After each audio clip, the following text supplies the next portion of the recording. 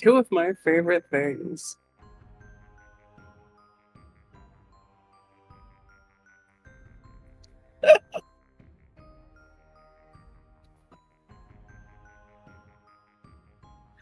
I am fantastic and very excited to see more. I was muted apparently, huh?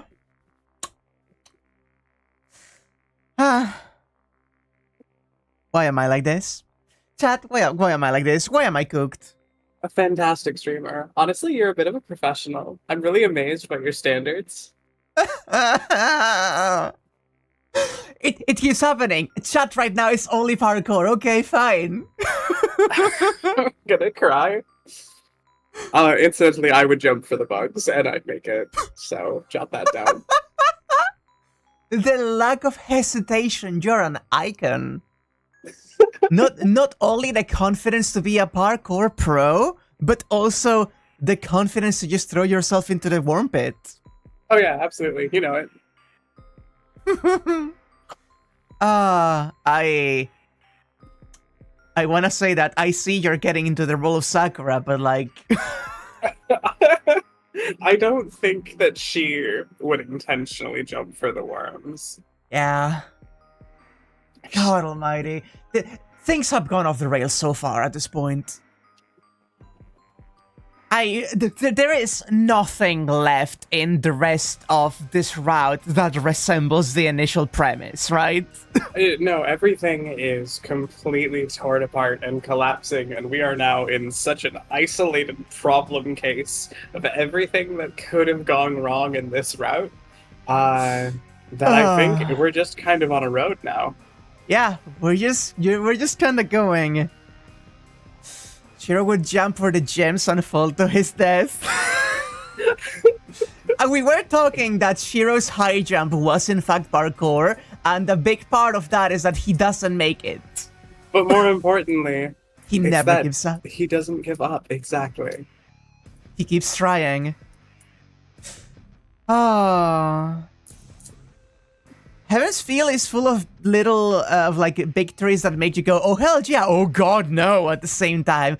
Yeah, like Zouken is dead, but and we won against Berserker, but the fucking arm is out now, and I don't know what's gonna be going on next. Like, look, I'm real hype about Kodomine being, like, the coolest motherfucker in the world, but let's not forget, he also just, like, styled on a servant and its master at the same time. He's not our friend.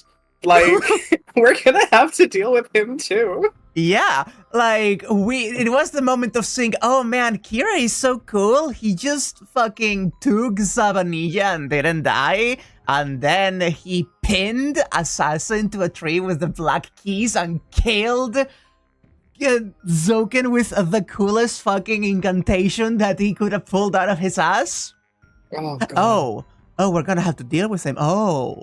Yeah, that's what I just said. Yeah, you know, like I like it was like setting the stage, the full feeling of it. I'm terrified. He's gonna style on us next.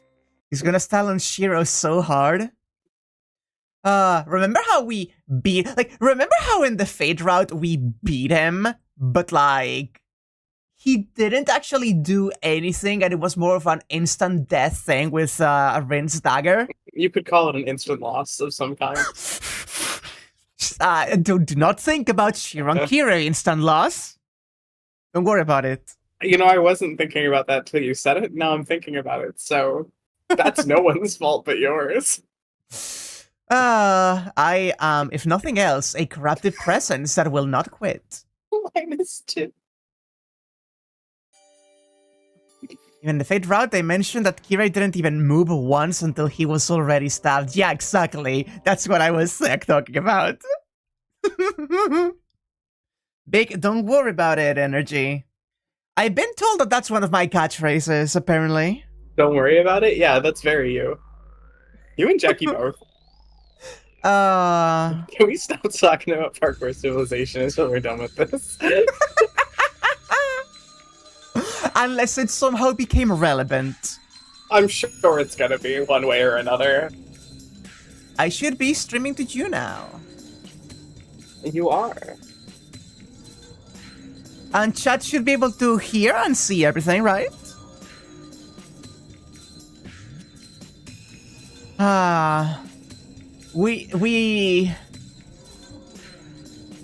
We're just going in. We didn't get to a point where we could rest. We just stopped on the most convenient spot. It's still going. The scene is still going. Oh my god. Yeah, see what I mean? Right. Right. Right, this was like the coolest, hypest fucking thing we've ever seen. We already saw this dialogue too, but I'm rereading, obviously. I'm so down. He has released the shroud and defeated the giant. His figure looks heroic and powerful. There's no doubt left in him now. He cast away all agonies when he released the cloth and used projection. Shiro! The girl keeps watching him, filled with sorrow. His body looks like someone else's now. It's a foolish and sacred end with no return.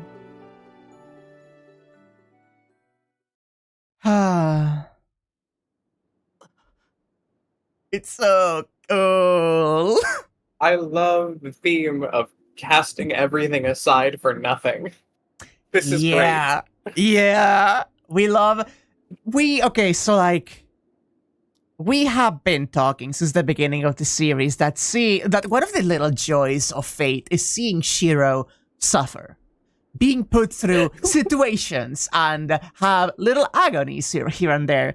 But this one has been like such high highs and low lows.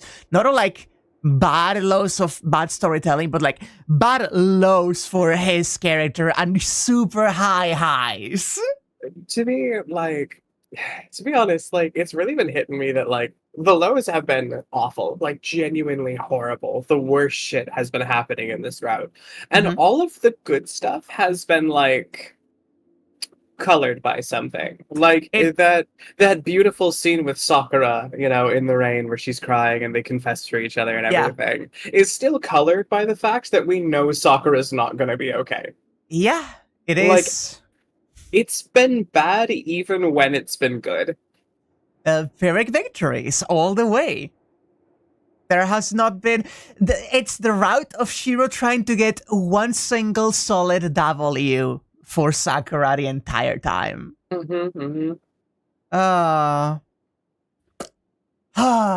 Yeah, exactly, Shiro. I resume breathing. My left arm burns and I ache all over. Snakes with electricity are in my body. You mean eels? Wriggling around like mud. No, he knew what he said. I can't stay standing. Quickly. I had to quickly cover my left arm with the cloth and escape this pain, or the time limit will come. But I can't do that. Suppressing my left arm and resting. Oh. Comes after the feeding her! Oh, I'm so glad we stopped when we did, holy shit! We were a page away from this.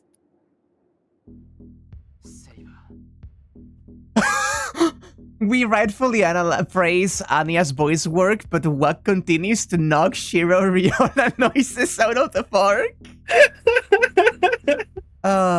Okay. We are sober. It's Jover. Saber. I endure my pain and stare at her so I won't lose spirit. Maybe she's been following Berserker all along. She slowly comes closer to me, as if resuming the giant's task. 7 meters. Saber stops once I am within range. We face each other straight on. I will be killed. After my fight with Berserker, I can't move anymore. I will be cut in two without being able to fight back. No. Even if I were in perfect shape, I wouldn't be able to defeat Saber. I can't project anything stronger than her noble phantasm. So there's no competition. To beat Saber, I need an appropriate user to use his noble phantasm that equals her noble phantasm.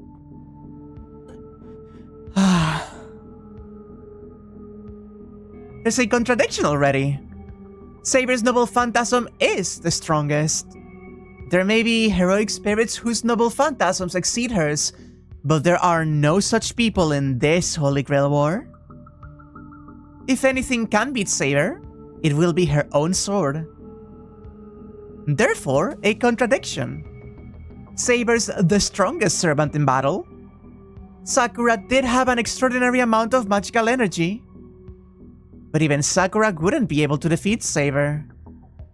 Saber is literally invincible now that she's released from me and has a great source of magical energy.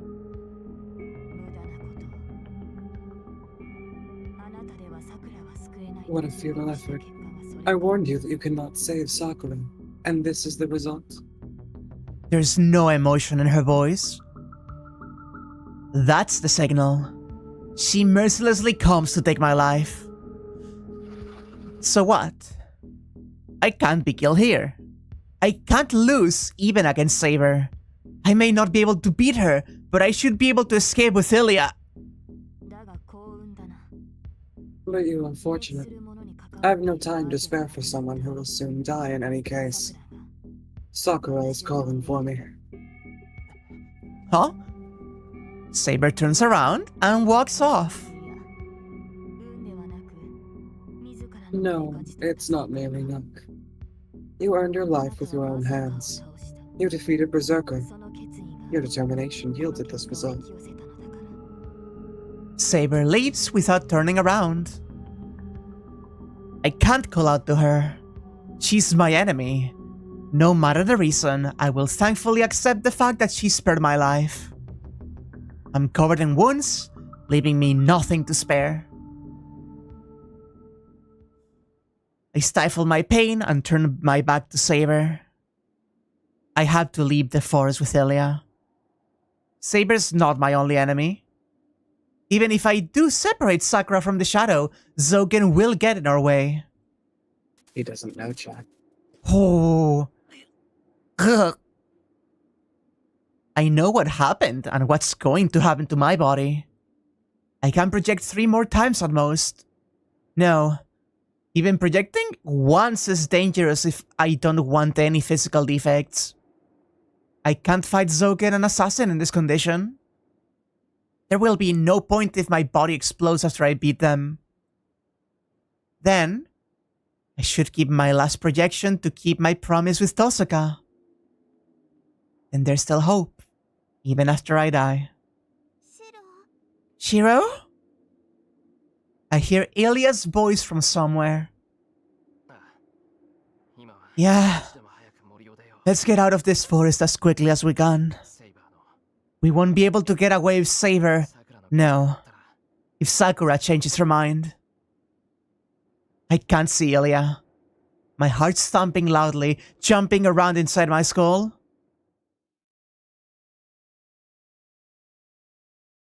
Oh, interlude. Lovely. Amazing. Oh, Kirei! Purification by the Holy Word. The priest's exorcism disperses Mato Zouken's spiritual body. Only 2 figures remain. One is Kotomine Kirei, leaning against a wall with wounds all over his body, his cloak red with blood. The other is the masked assassin, bound to a tree by the black keys. You completely eradicated the Magus, Executor. Did you know he was just a collection of worms? He turns to the boys. Assassin is no longer there. The only things on the tree are the black keys and a small trace of blood. I've known him for a long time. I knew he was a spirit that used worms to tamper with this world. It would do no good to rip his body to pieces. If one were to kill him, one would have to completely eliminate his body, or attack the spirit itself, as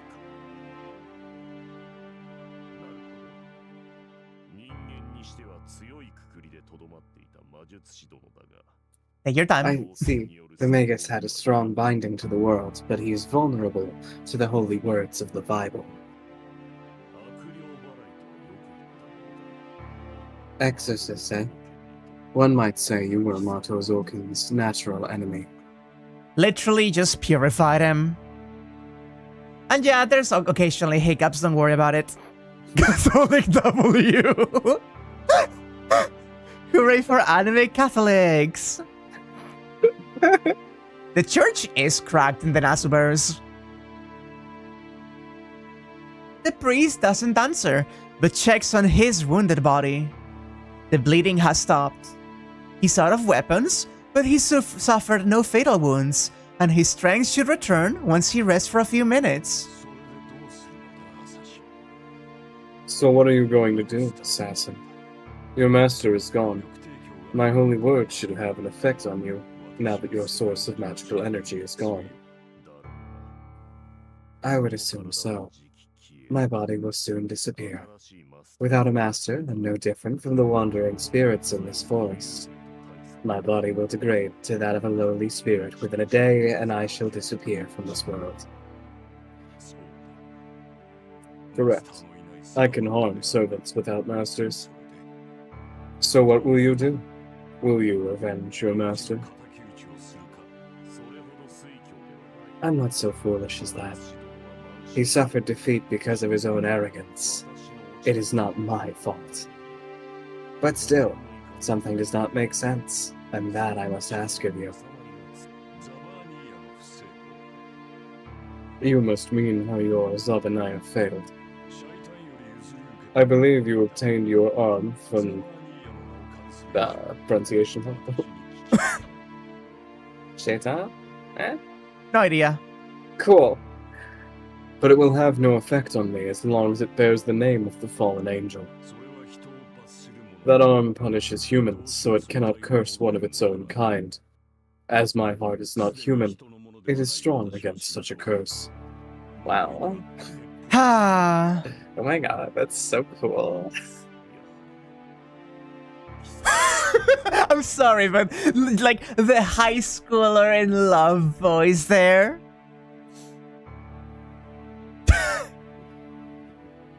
I love that. You know, all that like talk about like Kirei like not fitting in and like not understanding like what joy was meant for him in this world. Maybe he's like an egg or something. Like I'm just saying. You just want to say that estrogen could save her? Estrogen could save her. I'm just saying. Sudani in chat. It seems to be the Arabization of Satan, huh? Oh, Makes that sense. makes sense.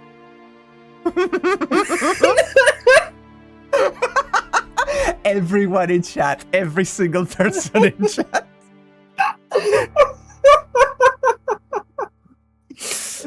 I think estrogen could save chat. Speaking of, I'm gonna take my own out right now. You know what? Fuck you. I'm getting estrogenized. We all stand you, but there is a limit. So you may. This is Assassin's next line. Did I not? It is a distinct thing apparently, and I did not hear it. I do apologize. Indeed. I thought so. Your heart was the same as that girl's. You must already be tainted. That's surely not going to make you even more normal. Just freaking, I don't need to be looked at like this. Shaitan are tempter spirits in Islam. Okay, thank you. Oh, that's cool. The priest does not answer. He merely smiles ironically.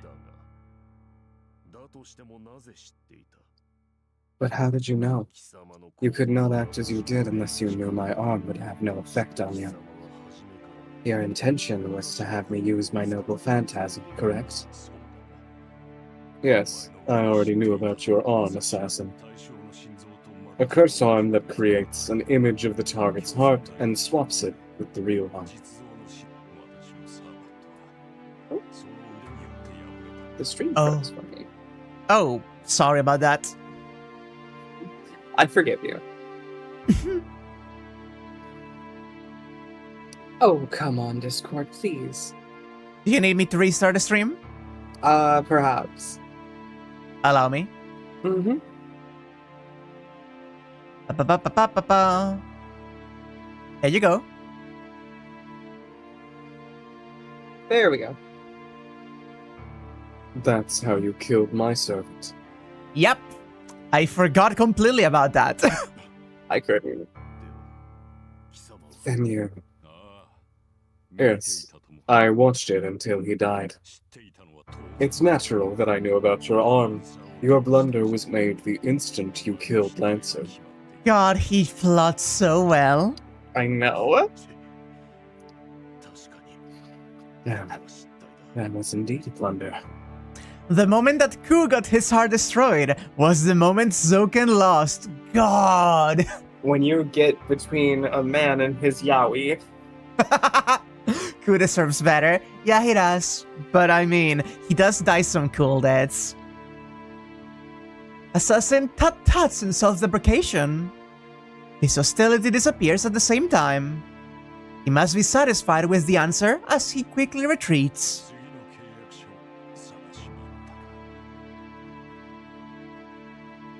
It's so hard for me to tell who's talking. You're right. You're right. So he went to look for another master. I'd assume his next master would be Mato Sakura. That's not a problem for the priest. It's fine as long as Mato Zouken doesn't kill Mato Sakura. Zouken's wish is immortality. He can achieve his wish by having Sakura's body turn into the Holy Grail. The curse in the Holy Grail will not hatch if the old man is alive. It's meaningless if Sakura becomes his tool. She needs to remain a master. Because you will never find it. You were defected from birth. He gets dizzy. It must be because of the fatigue and loss of blood. The priest leans against the wall and closes his eyes.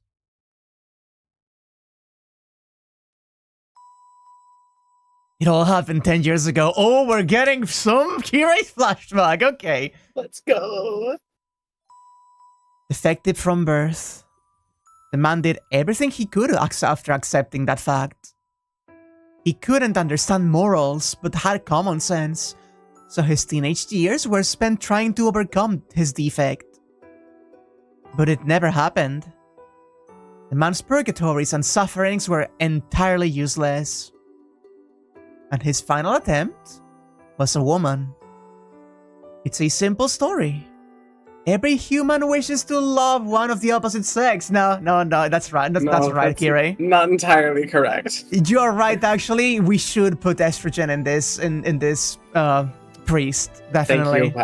Thank you, Wak. I agree knew you now. would co-sign me. Yeah. Have a family and die peacefully.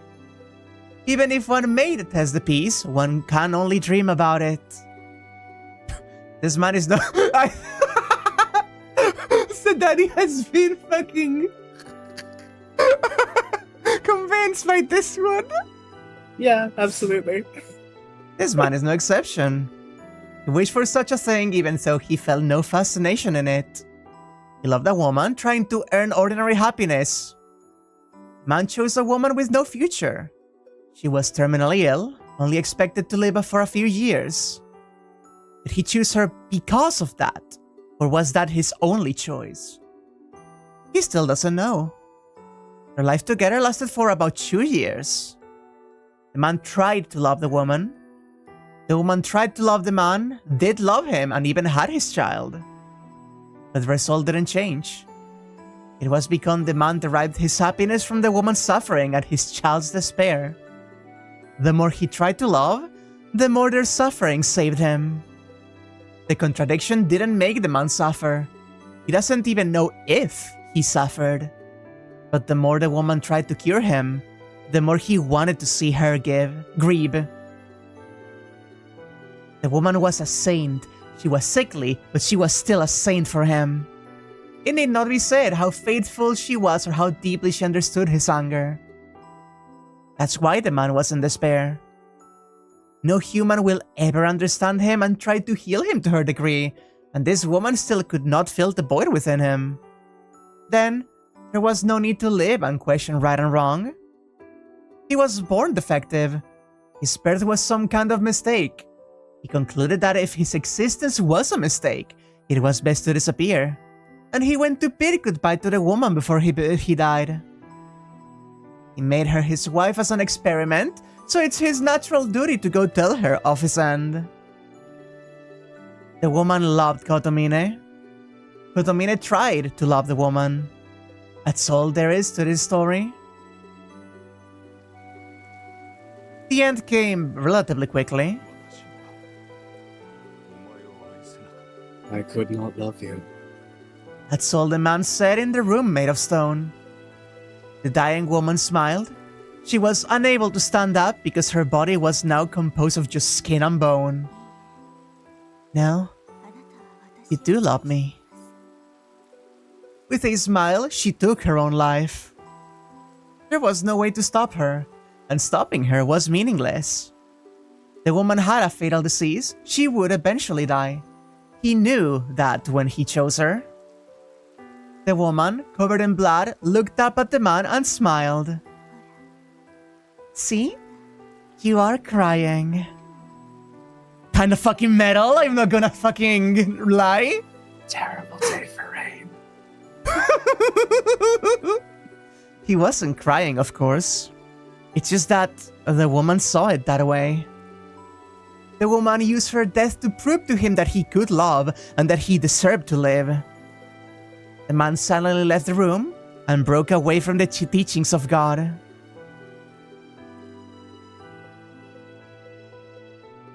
Yes, he certainly felt sad. but not because she died. The man at that time thought, oh. How terrible. If she was going to die, I wanted to kill her myself. He grieved over losing the chance to enjoy her death. Jesus fucking Christ! My man! Oh my gosh. You cannot fix him. We literally just went through the flashback explaining that he cannot be fixed. You cannot fix him. The futility's kind of part of it. Wow. It happened long ago. He can't remember her voice or her face. But sometimes he thinks, I wanted to kill her. is that for his pleasure, or is it grief over wanting to kill the one he loved with his own hands? He cuts off his thought process whenever the answer flickers in his head. It's something that should be hidden forever. The woman's death was meaningless. Her devotion couldn't change him, but the man didn't want to consider her death to be worthless. So he stopped searching for answers. That's literally so good, though. Suddenly the room temperature got a few degrees hotter, it seems. The fans are running on high. Oh. No, like, but I don't just want to be like he who, oh my god, Kirei. Like, that's actually so good. Yeah. Like, that adds such an interesting complexity, just emphasizing the stone wall of his emotional hollowness. Yeah.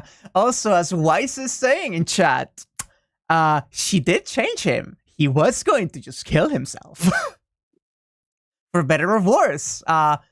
This was the thing that made him continue living on. And now we see the result of that, you know? Also, okay, so like, there is one thing that I find really funny, and that is Kirei thinking back on the flashback like, well, of course, it's the desire of everyone to be in a cis heteronormative relationship. And then he goes to basically explain how he's not coping well because he doesn't understand his arrow ace. Right?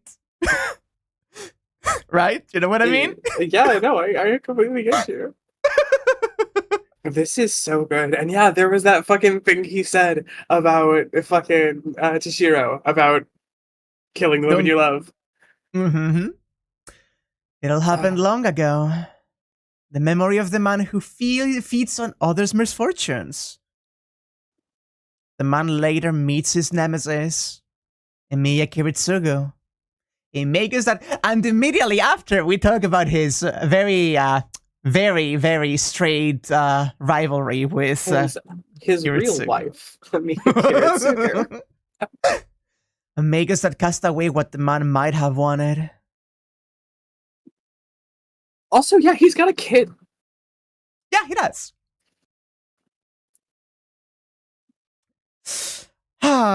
Work wife Kiritsugu. He opens his eyes. So Danny is humming about that one. Last one, huh?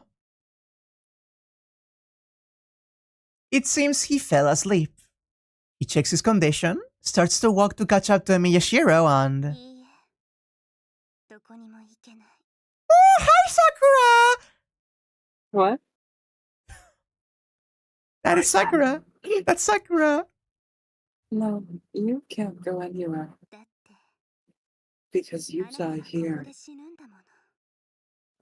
Is interrupted by a girl. Oh! I see! We finally got it! We finally got it! Oh, hello. Oh my gosh. She has completely changed. Her black outfit is her shadow. She's covering her body with her own dark magical energy. The amount and the presence of her magical energy is beyond human capabilities. She's at the same level as a pure heroic spirit. The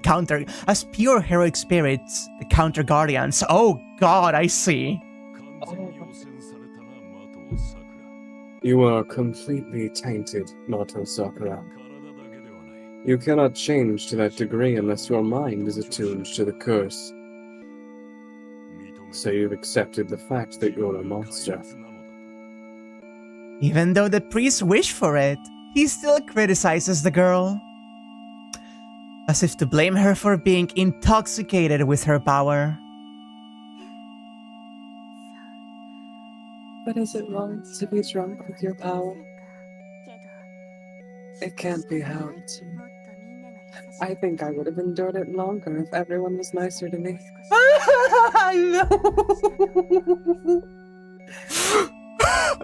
Hi, Sakura! Oh my good golly gosh. Oh, endure what? Myself, priest's son.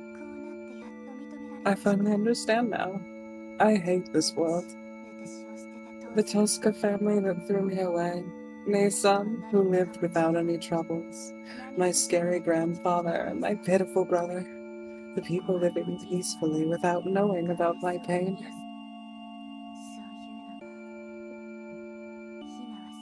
I can't allow such things now.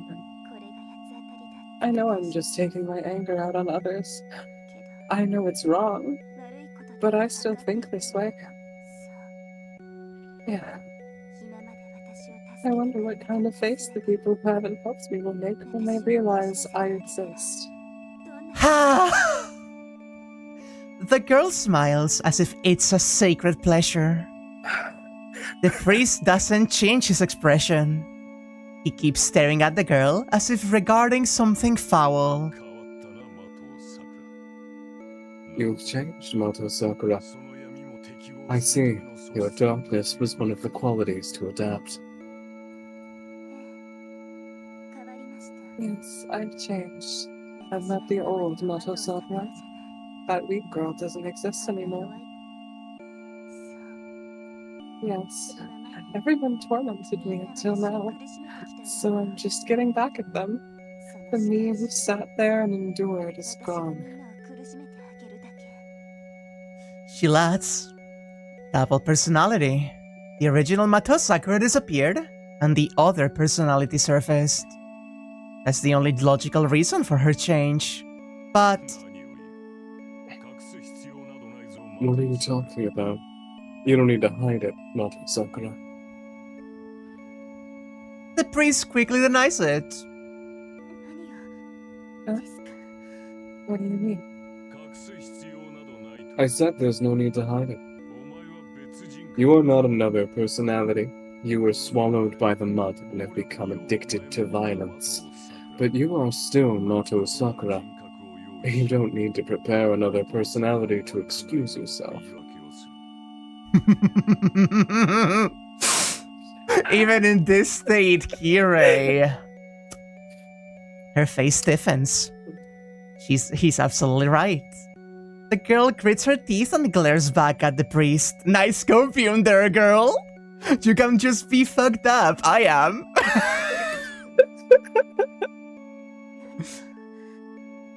What are you saying? You're the one who made me like this. The girl's shadow reacts to her hateful voice. A blazing infringement. The shadow covers the ground in an instant. I won't deny. I kept you alive so that you would remain its master. You measured up to my expectations, and you were about to give birth to Avenger. You have easily accomplished what I could not. It wasn't easy at all. You don't know how painful it was, how much pain I'm going through right now. I don't know, and there's no need to know. I'm not so mad as to listen to a girl's complaint. I see. You're right. I don't want you to know. I won't let you feel compassion. I'm in a position where I can make anyone realize whatever I want. She smiles cruelly. The priest retreats without any hesitation. He quickly backs away, like when he captured Mato's Zouken. The priest retreats with one jump. She may have vast magical energy, but she's still inexperienced. She has no experience with battle, and she's unskilled as a magus. It's easy for him to retreat. How foolish. Do you think you can get away from me? She smiles. The priest falls to the ground at that instant.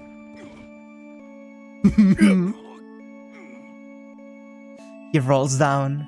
He falls to the ground, coughing up blood. Oh. Oh. It doesn't stop. He can't stop coughing up blood. Every time he tries to breathe, it wells up in his throat. How does it feel to have someone grab a hold of your heart? Your life's under my control, no matter where you are.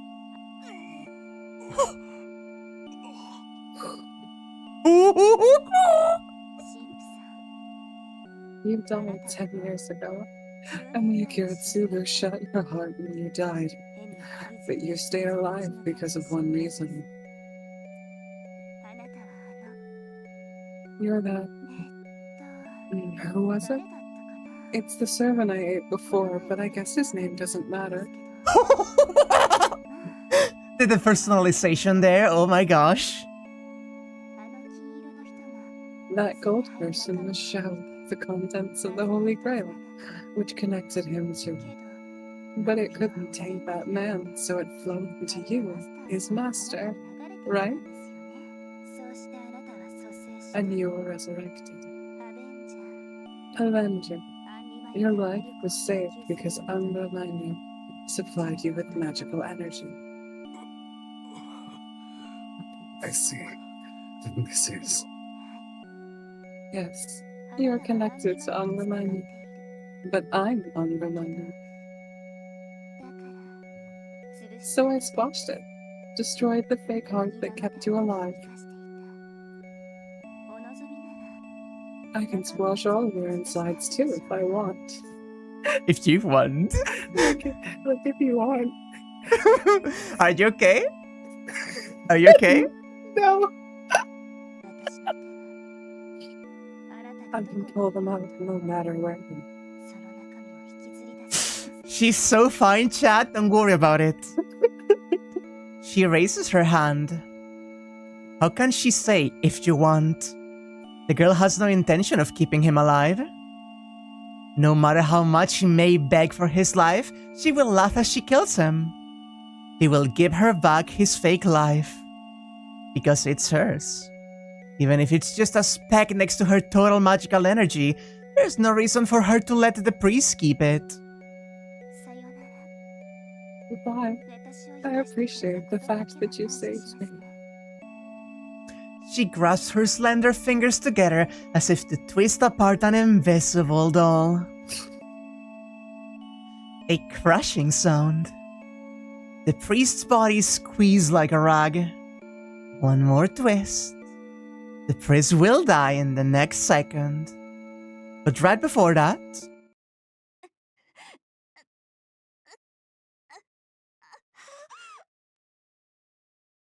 the girl doubles over in pain. She's overcome by violent nausea and discomfort. She's crying. The woozy chat. Yeah, don't worry about it. She's overcome by violent nausea and discomfort. She scratches the ground as if begging for help. No, don't come. The shadow expands. Oh, is this when Herc died? So his soul is filling the grail. Oh. I see. What happened? The shadow on her body expands, then slowly shrinks back to the original size. Berserker lost? There's no other explanation. Berserker was defeated. He died, dissolved into pure magical energy, and was consumed by her, the Holy Grail.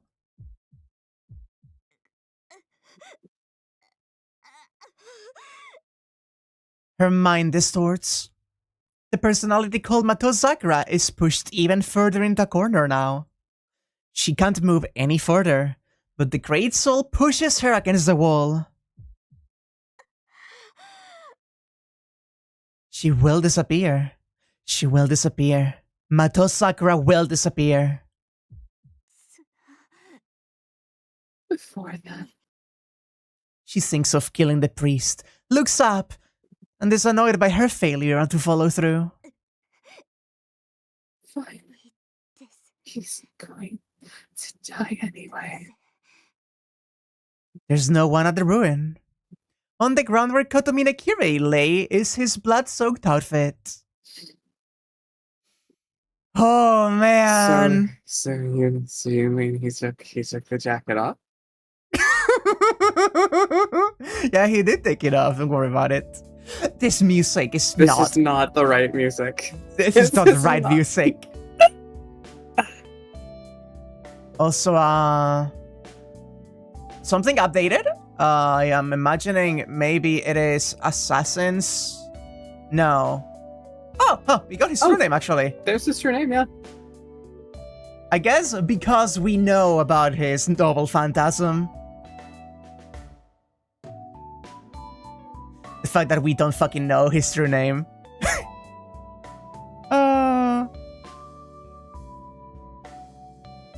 Well, we know his name from that screen, even though it hasn't been said in the actual VN. That's fine.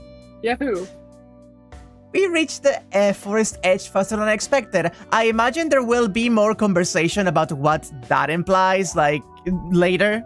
So, I know Chad wants to talk about the boy, but we can wait a little bit, maybe. We reached the forest edge faster than I expected. It's probably because I had Illya's guidance. Oh, that was just it? That was just that music on that one scene? That was such a misplay. What the fuck? It feels like that was a glitch, right? Almost. Wait, what? Why aren't you all smiling? Wait. The car I arrived in is gone. We started walking to town, stopped the car and got a lift. Wait, no. Why is it switching? Why? It's switching. Music tracks. We're both filthy after running through the forest, making us look really suspicious. So I jumped out in front of a car to stop it, and Illya used suggestion on the driver to make him pick us up. Man, I never thought I'd get a ride like this. Change? This is bad. This is so bad. It keeps switching. It keeps switching. It's breaking down. It's breaking down. The whole VN's falling apart. We're home, Shiro. Let's go in. Huh? We're back at my place in an instant. The sun's setting. It seems I fell asleep on the way back.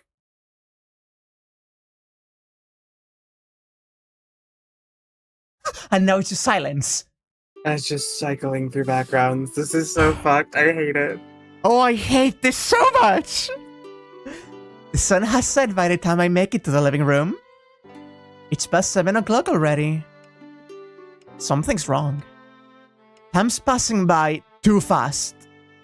It was afternoon when I stepped into the house, so it's not possible for it to be night as soon as I step into the living room. Illya, isn't time passing by too fast? I talked to Illya standing beside me. But Illya isn't there. Illya is... Huh? The dinner was good, Shiro. I hate this. Already in the living room saying strange things. Dinner? Yeah, I was surprised you wanted to get energy before anything, but I'm glad we did. You were so enthusiastic while you were cooking. There are remnants of dinner on the table. There are dishes in the sink. Come to think of it, I feel pretty full. It seems I really did make dinner. That's strange. Did we have this in stock? Nope, that's why we were dropped off at the shopping district to get some groceries. Oh my god. Oh, it's so bad, it's so bad, it's so bad. I looked through my memory. Don't think I didn't notice that Illya's sprite just disappeared in one frame without any kind of animation. Well, I guess that's what happened. I see, I guess I'm talking nonsense. So we had dinner, huh? Yeah? All that's left is to rest. Yeah. We have to rest. I'm going to go change in my room. I need to talk, so please stay up. I'll be back right away. Illya nods. I raise my hand in apology and leave the living room. Ooh, the little frown. And the next thing I know, I'm in my room. The instant I step out of the living room, I'm on the floor in my bedroom. I wake up because of the piercing pain. A sword spears in my chest. That's the first thing I imagine because my chest is hot and numb, and it feels like my life is draining out from it. The music changing, I hate it so much, actually. That's actually the most disorienting thing I've ever seen. It's so good, though. But holy shit. There's no sword, of course. It's just an illusion. The left side of my chest is simply rebelling against my left arm. But I finally realize my sense of time. The intermittent scenes are... I see. It's not my sense of time that's odd. It's just that my mind is screwed up. It's not that I have no memory, I just can't record the events into my brain. I can't hold events in my mind unless I concentrate on them. It's natural that I can't remember anything that happened after I left the forest. I can't stay conscious unless I'm in pain, like now. This is bad. I frantically grasp at my fading consciousness. Unless I consciously focus in my mind, Miyashiro will disappear. Only pain or the utmost concentration can preserve my memories. In short, I have to maintain the level of concentration I had when I was trying to insert the magic circuit into my spine. I'm stumped. I can't keep this up forever, and I don't know how long it will work. Wait, that means I shouldn't sleep. Once I fall asleep, I won't be able to wake up. Once I fall asleep, Miyashiro will never return. Even if my body's unwounded, my mind would be scattered. I raise my body. I search through my desk. I need a small blade, something I can hide in my right hand that will dig into my flesh if I make a fist. Oh my god! That's smart. I can't keep up the concentration I have during training. I have to clench my fist every time I relax so that the pain will keep me conscious. Oh my fucking god! This is so fucked. This is so fucked. This is the worst we've ever seen him. Oh, it's not a blade, but this might do. Oh, fuck off! I'm gonna throw up.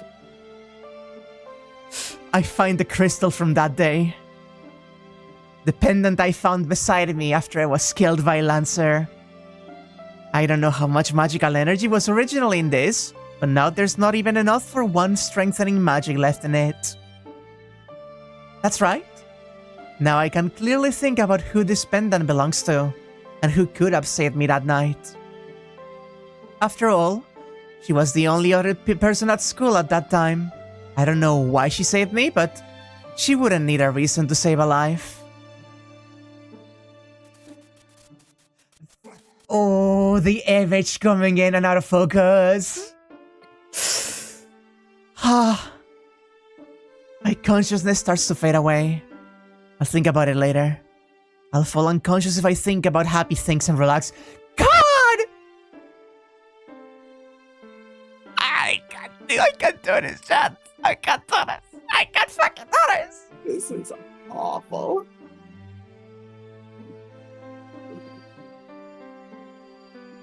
I check my condition. I release the seal on my left arm. I put the shroud back on it, but it's only there to ease my mind. According to Kotomine, the switch would be tripped if I use Archer's arm. He said there'd be nothing I could do after that. But I can still move my body. The problem is my mind, but I can't stay conscious as long as I stay awake. As for projection, I can probably project 3 more times using Archer's arm. I know I can manage it once. I'm scared about the second time. The third will be fatal. I think my body will self-destruct even if my mind's still alive. Oh, hello. I close my eyes and strain my ears. I hear creaking sounds along with my heartbeat. The thing invading my body from Archer's arm. It gets harder to suppress his reality marble the more I use his blade works. Eventually, an infinite number of blades will be created inside my body instead of outside. I don't even want to imagine what will happen. 1,000 blades will pierce my body from within, killing me instantly. Don't kid me. I won't kill myself. I'm in a hopeless condition. I accept the whole situation, but I reject the facts as they stand. I won't die, and I won't self-destruct. Not waking up after I fall asleep is just a product of my frightened imagination. I will be saved. I will be saved once I do everything I need to do. Shiro. Shiro, no. This is so fucked up. It's meaningless otherwise. I said that I will protect Sakura no matter what. So I can't just die selfishly. That's right. I have to contact Tosaka first. I don't have time. I will go to her house. I'm worried about whether Kotomine is alright, but he's not my ally anymore now that we've saved Illya. I can't ask for his help again, but the promise to... It's past 9 o'clock. I thought I came back right away, but it's been 2 hours already. Sorry to keep you waiting, Illya. I'm going to Tosaka's house, so let's go together. Prince's house? I don't mind, but why? Huh? Why? We had to meet up with Tosaka, and I'm worried about how she's doing. Kotomine said she'd heal by tonight, but I can't really trust him. If she's not doing well, I need to look after her. Okay, that's fine, but... Shiro? Illya points to the wall. Then... I'm glad to know you're worrying about me. As you can see, I'm alright. But if you were that worried about me, I wish you had come by my house before heading off to the forest. Tosaka! When did you get here? I love her so much. So, were you buried up to your neck? I need confirmation, Tosaka. I'm getting watered like a plant. I was here about an hour ago. I heard from Illya what happened at the forest. Tosaka's in a bad mood. No, she's angry. It seems she doesn't like the fact that I went to the forest without her. I can't help it. I thought I had to act as quickly as possible, and Illya was in serious danger. Right, Illya? Yeah? I wasn't locked up anywhere, but I could have been taken away to the Great Holy Grail and had my heart taken out at any time. Zouken wanted to open the gate as soon as he took control of Sakura. I would be dead right now if Shiro and Kotomine had come a bit later. See? I wouldn't have made it if I'd waited for you. Who knows? So it all depended on Sakura, right? Tell me the truth, Illya. Oh, you can tell? Yeah, there was a bit more time. Sakura's strong, so she won't easily break. I think there was about one more day to spare until she lost herself and fell under Zouken's control. I thought so. You shouldn't pamper Shiro too much. A little strictness is just right for him. You're right. I will be grateful if you see to that. The Choost criticized me. But if the time limit was a day, I don't think we could have made it if I waited for Tosuka. I was faced with an important choice in the forest, but in exchange, I'm able to regain the time the three of us can spend together. Meanwhile, his mind is dying in the back. Yeah, no, exactly, like this. They're both shit-talking him and he's like slowly dying. You gotta treat Shiro like a dog. I concentrate hard since I'm starting to relax. It seems the tension faded away during the conversation.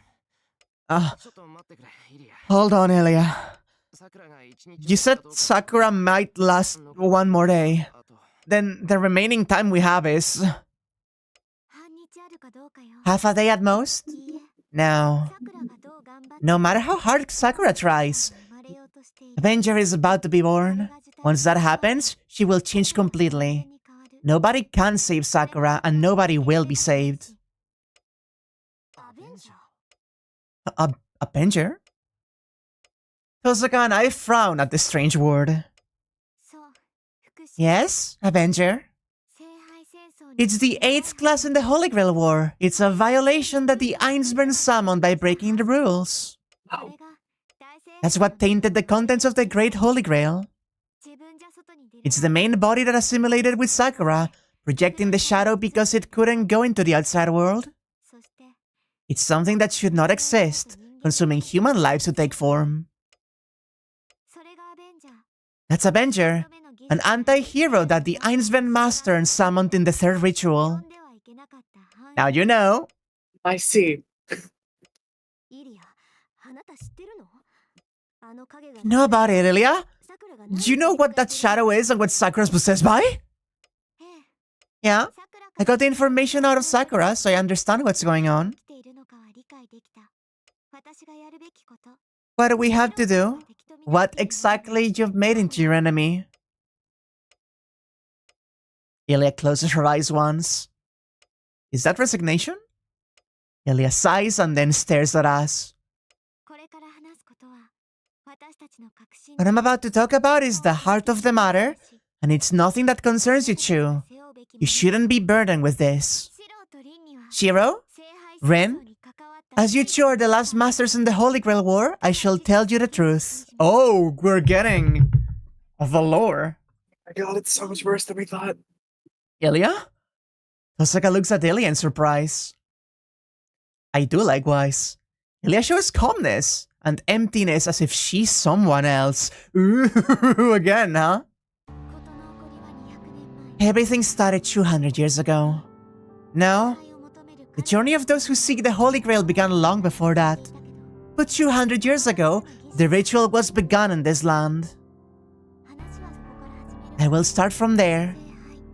The Holy Grail grants any wish. Ainsburn, Makiri, and Tosuka cooperated to conduct a ritual to summon the Holy Grail. That's how the Holy Grail War came to be. A murderous battle between 7 summoned servants to determine the ownership of the Holy Grail. Magi who are chosen as masters become the hosts of the servants and kill each other until only one Magus remains.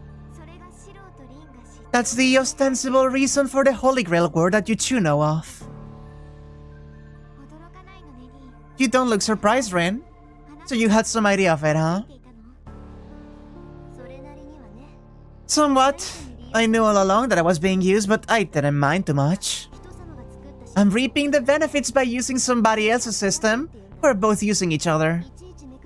I'm not stupid enough to get angry over something so trivial. Really? Then I don't have to explain that the order is reversed? How about you, Shiro? Did you already know that the process of making the servants fight is unnecessary? Well, I did know. Servants are summoned by the Holy Grail. The heroic spirits are summoned to determine whether the summoner deserves the Holy Grail. Once summoned, they make a contract with a master to stay in this world and obtain the Holy Grail. Then they go out to defeat the other masters and servants. In and of itself, that's not a problem. But once I found out the defeated heroic spirits are absorbed into the Holy Grail, something felt off. Heroic spirits, servants are only a factor in determining which master is suited for the Holy Grail. So why are they taken into the Holy Grail after their purpose has been served? So does that mean heroic spirits are needed for the Holy Grail War, and masters are just a tool to summon them? Right? In the ritual of the war, masters are mere receptors to summon the servants. Once they've done that, they can die at any time. The heroic spirits are the only ones needed to complete the Holy Grail. Heroic spirits are pure souls separate from the time axis. Though they are outside of this world's logic, they can still influence it. That's the power they needed. They tried to exit into the outer world using that power. That's the real purpose of the Holy Grail in this land. The Holy Grail Wars were waged to create a phenomenon, a miracle that is still out of human reach. That's the great ritual to attain immortality that's said to have been lost by the Ainsburns. Not a heroic spirit or a holy spirit, but a soul of a mere human that's fated to disappear from this world. Bringing it about is an act of God. The name of the miracle is Heaven's Feel. Name drop! I see. It's the golden cap that's the third of the 5 existing magics. The capital M magics. Magics? Do you mean those magics? The air tenses up. Illya says that the Holy Grail is a ritual to perform a magic. Magic. A divine mystic. If I'm going to translate I don't know which to translate because I know the actual current terms. I'm going to use mystery, I don't care. A divine mystery that cannot be reached with magic. An impossible phenomenon that cannot be achieved by modern people. Is the ultimate goal of every magus. And those who achieve it are called... Actually, I don't know what they're called in the original. So I will go with sorcerers. With envy and awe. There are 5 magics acknowledged by the Magic Association. As I'm not even in the association, I have no way to know, but I've heard that there are 5 magics that there are about 4 sorcerers. Magicians, thank you. Wait, so the 3rd magic is the materialization of the soul? But servants are materialized souls too. No, the system does use a part of the 3rd magic, but the heroic spirits are summoned. Servants aren't alive, as part of this world or time. It's too imperfect to be the 3rd magic. And heroic spirits can take form in this world without the help of magic as long as they have a host. Heaven's Fields is not a spell that duplicates a soul perceived in the past. It's actually a spell to make an existence of a higher dimension that can take a spirit form and still influence the physical world. It takes a soul and elevates it to the next level of life. Next step? That's certainly serious, but... Even though the details are different, all magics are a way to reach the root. What does it have to do with the Holy Grail? No, first of all, there's only one administered land in Japan that can activate a magic. I know the leyline in Fujuki is first class, but there's not enough distortion to connect to the root. Right? It's not distorted enough to reach the root. That's why you make a hole. If the path is obstructed, You have to destroy the wall yourself, right? The Holy Grail is the process of destroying the wall. The process accumulates enough magical energy to grant any wish, but that's just a secondary matter for the Einsburn family. And it was also an advertisement to call for the masters, the sacrifices. The Einsburns only needed a giant magic circle that could store great amounts of magical energy without attracting the notice of the Magic Association. The head of the Tosaka family at that time cooperated with them. This country does not receive much attention from the association, and there aren't many first-class lands that rank next to Haozaki's land. Aoko mentioned! Aoko fucking mentioned! We need to check Mahoyu at some point. Because this ties into all of it. I did, like, just buy the remake not long ago. Fujuki City was almost the perfect test site, meeting all the requirements. You should be able to figure out the rest. There are two kinds of Holy Grails that govern the Holy Grail War. The Holy Grail in this land, and the Holy Grail Einsburn prepares. The former is a magic circle that uses the land administered by Tosaka. This is called the Greater Holy Grail. The key that the Einsburn family prepares for each ritual is called the Holy Grail. The Grail Holy Grail administers a system of the Holy Grail War. The Lesser Holy Grail collects the souls of the defeated heroic spirits and acts as a reactor core to activate the Greater Holy Grail. And once the Holy Grail collects enough souls to activate the Greater Holy Grail, it uses the heroic spirit souls to open a hole.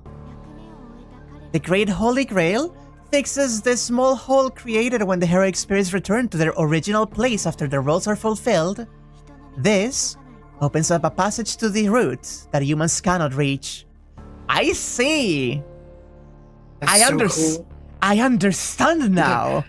Hearing all of the stuff that we've been explained several times in this and other routes suddenly presented with more detail and context is like... Oh! I see! Now you see the full scope of the operation. Everything is clicked into place. Of course, this is just the first step. Your wish isn't granted even if the hole is opened. The path to the root is too far. But the one who obtains the Holy Grail gains access to unlimited magical energy. The other side has large quantities of unused mana unlike anything seen on this side. For an ordinary magus, it is nothing short of a miracle. I see. So the Great Holy Grail is the magic circle which serves as the foundation, and the Lesser Holy Grail is the key to activate it. Holy Grail Wars must occur on a 50-year cycle to accumulate enough mana to summon the heroic spirits. There's no way you can carry out such a summoning with one person's magical energy. The Greater Holy Grail draws mana from the land slowly so as to not deplete it, and once it's full... Yes? It summons the heroic spirits as servants. But you need an incentive to summon the heroic spirits. They won't heed your call unless you give them what they want. That's why the Holy Grail was prepared to reward them. Well, that's a deception from the start. The Einsburns just wanted the souls of the heroic spirits. They didn't care about their rank, they just wanted strong souls. To hide that fact, they created the Holy Grail War as a cover. They deceived the servants and masters and made them kill each other. Well, I guess that started from the second ritual. The first was conducted in a foolishly honest manner and failed right away because the three families fought for its exclusive right. So the rule was made starting with the second ritual. Outsiders were called and made to fight for the Holy Grail. Masters from outside the families were just an inconvenience after the servants had been summoned, so it was more efficient to have them killed in battle. It was convenient for the three families because they could legitimately kill their collaborators. Unbelievable. So the rule for masters to kill each other exists because they couldn't decide who gets the ownership by talking. I had to resort to violence. Yep. But when you summarize it that bluntly, it really does sound as stupid as it is. Like... Yeah. Yep. But choosing the last maker standing proved to be an even better method than expected. It's just like you. There were servants and masters that found out they were tricked, but it seems they didn't care. It's because you obtained the Holy Grail if you win. Tosaka's convinced. In short, the Holy Grail War is not a battle to obtain the Holy Grail, but a ritual to escape to the outside world.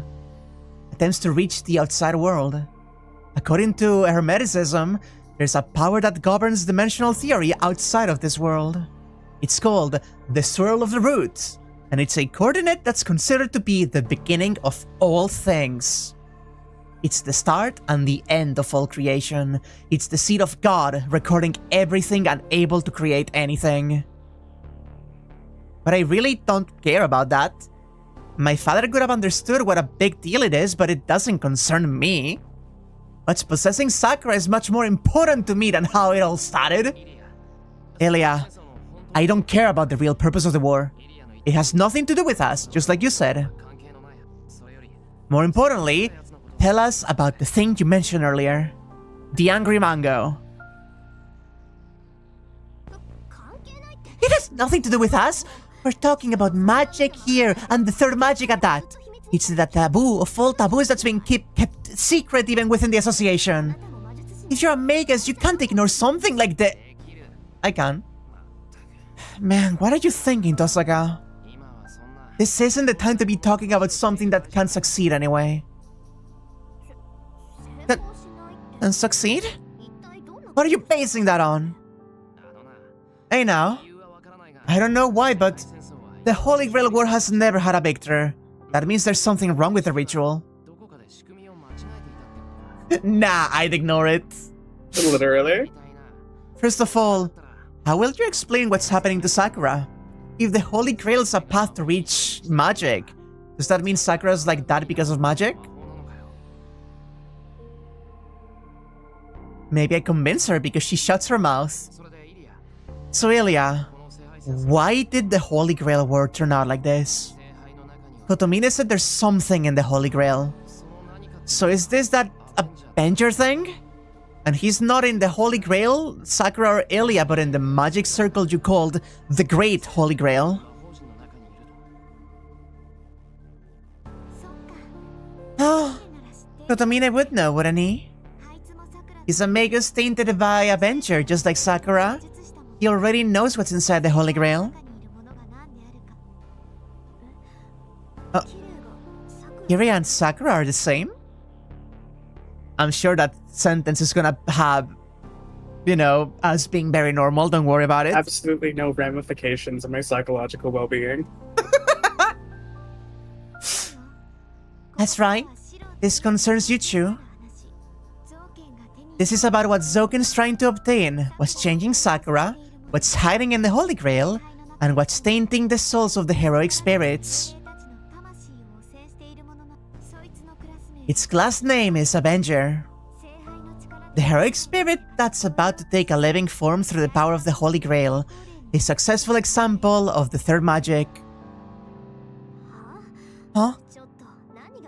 What was all that about magics not having to do with this? It does concern them. No, Avenger's materialization isn't magic carried out by the Holy Grail.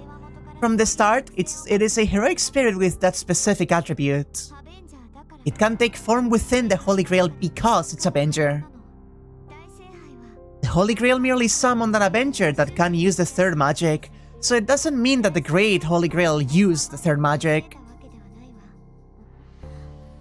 So in short, it's a monster that can materialize?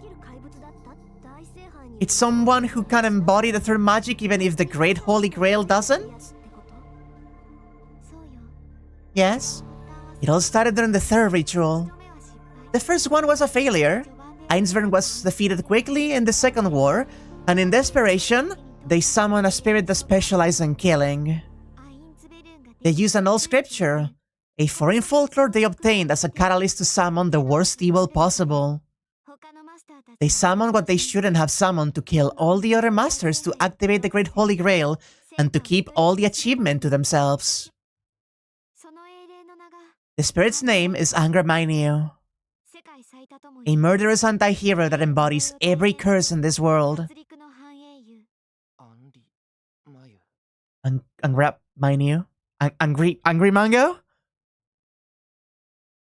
Hold on. Angraminyu is the name of the ancient Persian devil. It's the embodiment of evil, the greatest devil in Zoroastrianism. It fights a 9,000-year battle against Ahura Mazda, protector of human goodness. I knew I recognized that fucking name. Yeah? Yeah? Where? From where? From learning about Zoroastrianism. Okay, in fair. college. Extremely fair. Zoroastrianism is a story mainly about the battle between these two gods. It's the first religion to come up with the doctrine of duality, the angels and the devil. But the story contains no hero named Angraminyu. First of all, how can someone crowned with the name of the king of devils become a heroic spirit? That's not possible, Illya. The Holy Grail can only call on heroic spirits.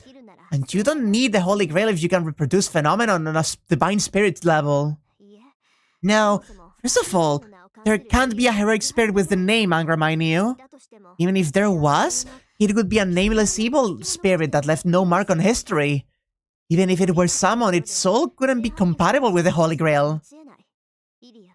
Illya, what did the Ainsburn's master summon? I said, Angraminyu. He was certainly nameless and not a devil, but a hero with the name Angraminyu did exist.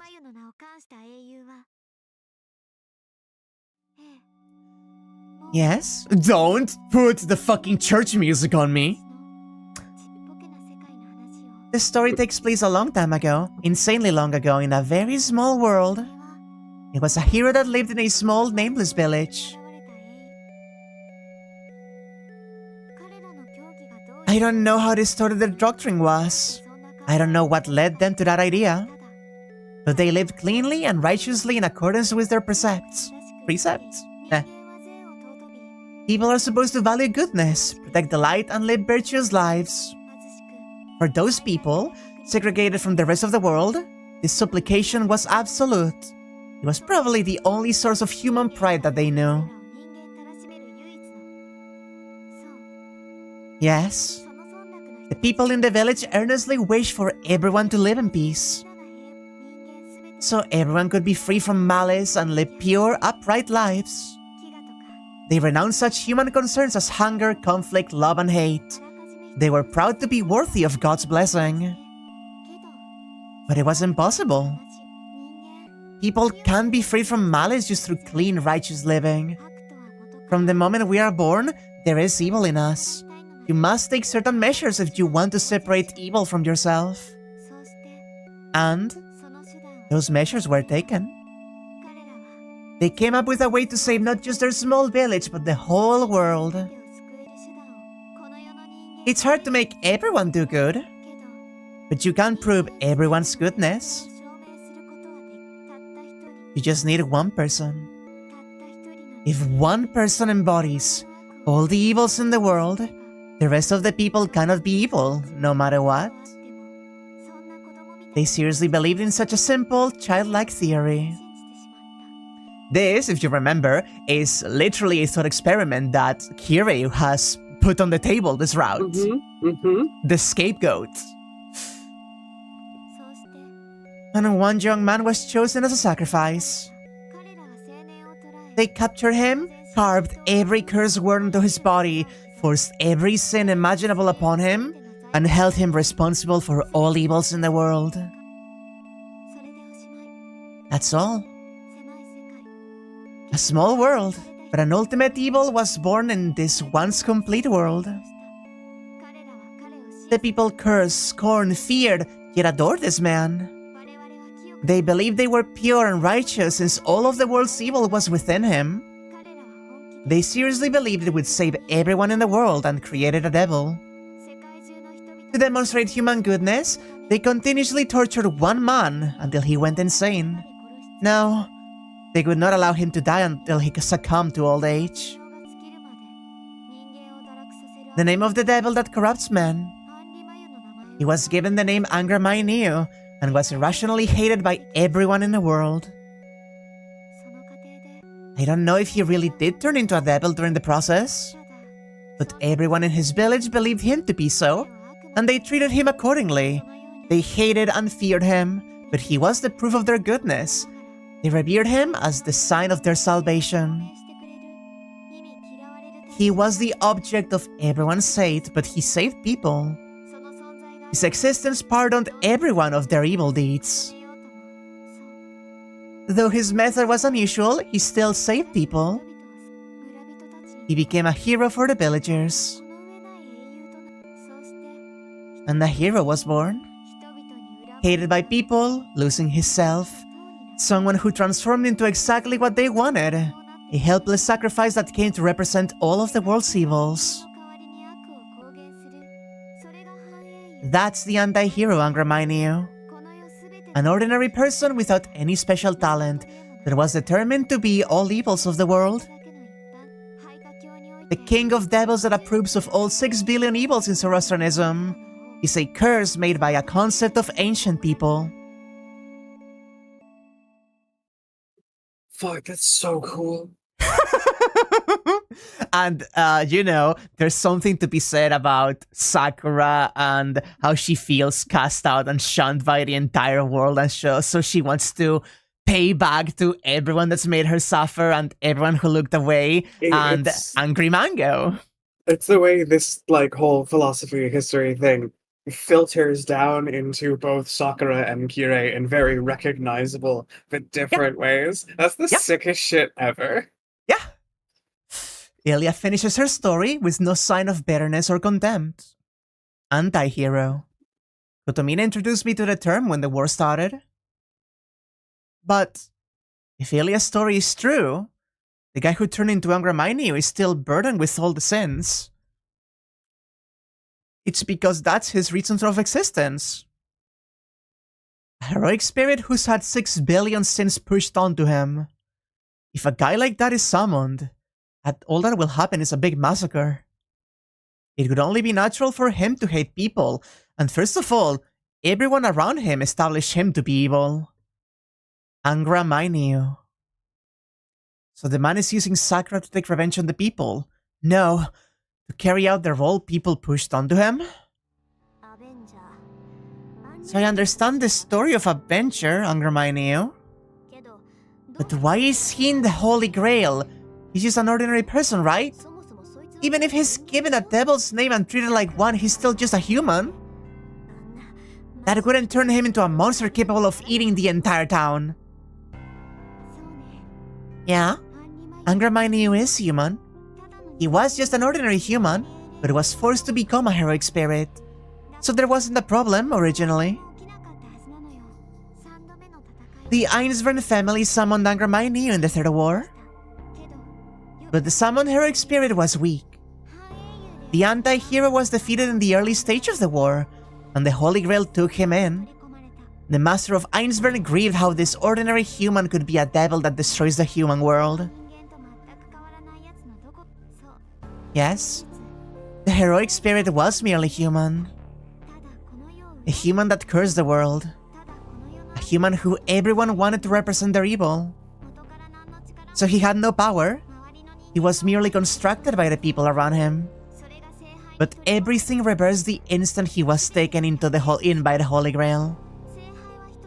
The Holy Grail grants wishes. When defeated, servants are reduced to raw magical energy and are taken in by the Holy Grail to await their release. They lose their individual personalities and stay in the Holy Grail as an omnipotent power. But Angramayniu was different. He was a heroic spirit that others wish for. He was intended to be evil, regardless of his personality. No way. Could he?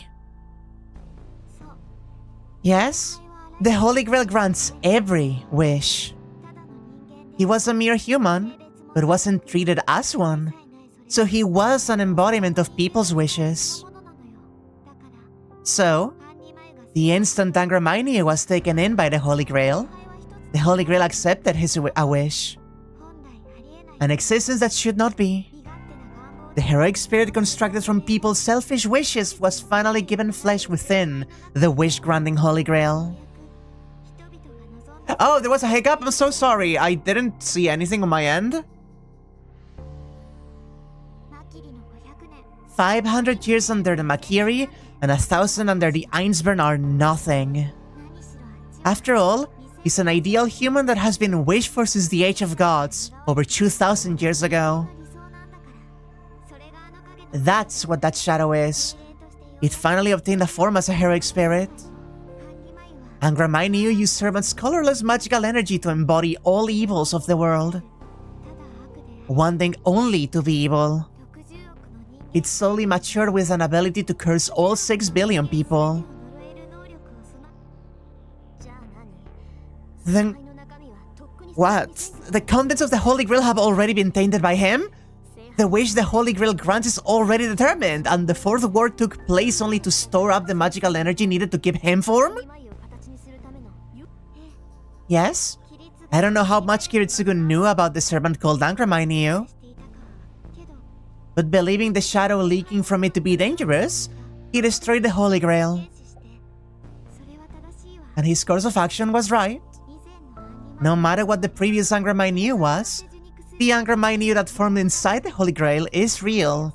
It will become the greatest evil in the world, a devil that will kill every human being alive. But thanks to Kiritsugu's resolve, Angraminyu was left unborn within the Great Holy Grail. Kotomine and Sakura received parts of it.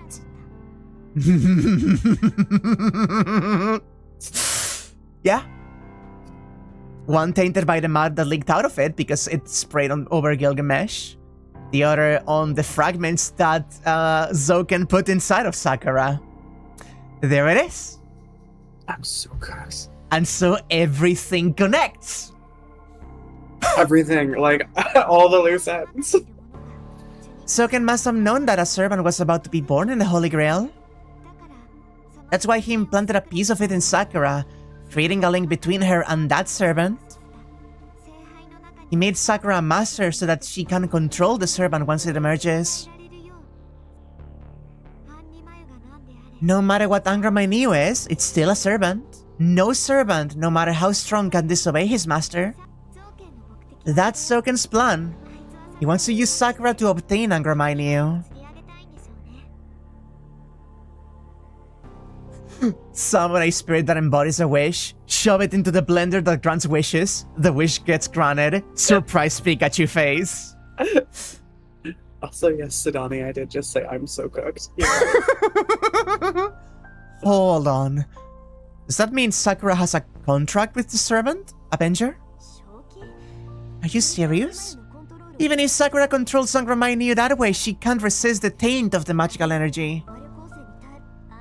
She's already changed that much when Angraminyu is still inside the Holy Grail, so her personality will disappear completely once it comes out. Then being a master won't matter.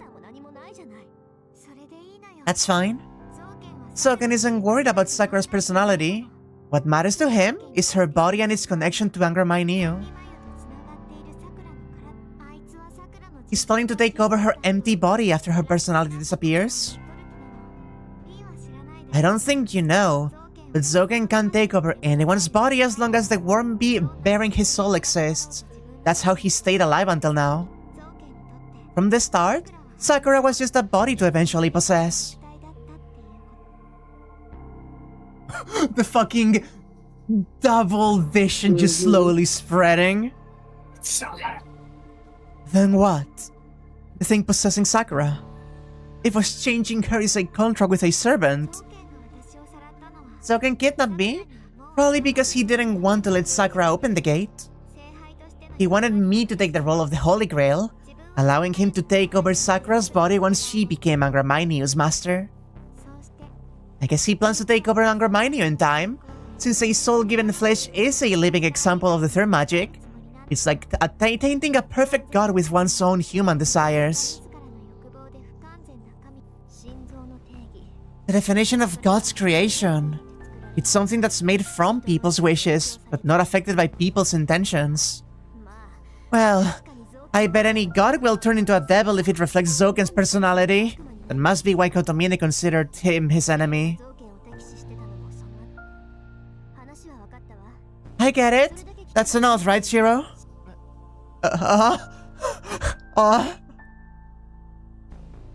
Tosaka's voice brings me back to the present. It's not, we know our enemy and we know Zouken's intention. And we don't even need to talk about the rest. We don't even need to talk about the rest, huh? She's right. What's in the Holy Grail? The disaster from 10 years ago will be repeated if he comes out. No, that's an understatement. He will kill countless people if we let him be. Yes. Sakura's creation will take many lives. I can't allow that. Then I had to stop it. I had to make whatever sacrifices I can to keep Sakura from being burdened with more deaths. Stop, Angramine. I need you to understand that at this point, in this exact moment, Shiro is using Angramine as a scapegoat too. He's using him as a scapegoat. Oh my god. I fucking love this. This is so good. I have to end the war before he emerges from the Holy Grail. Oh my god, he's using him too.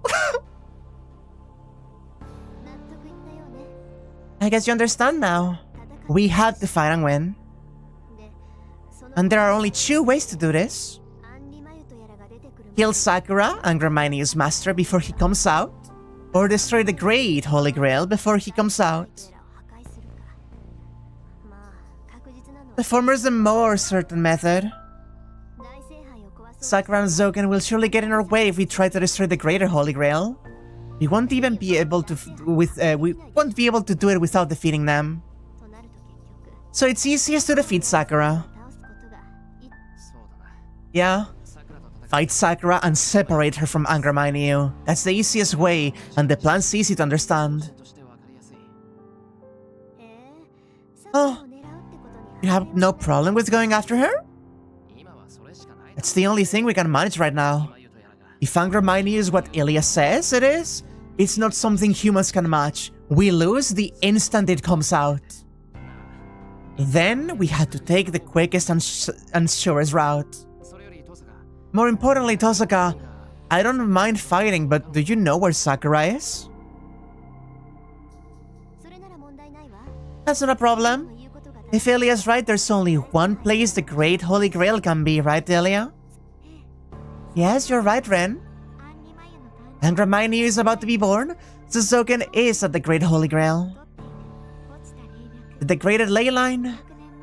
The origin that was chosen by the three families 200 years ago. Angramine is being conceived in the large cavern underneath the Ryudo Temple.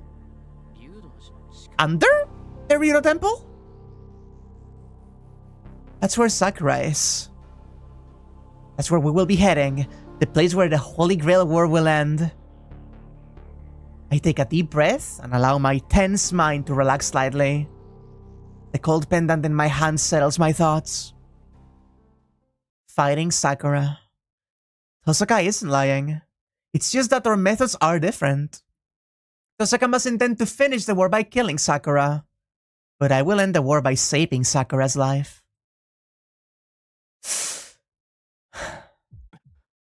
Huh?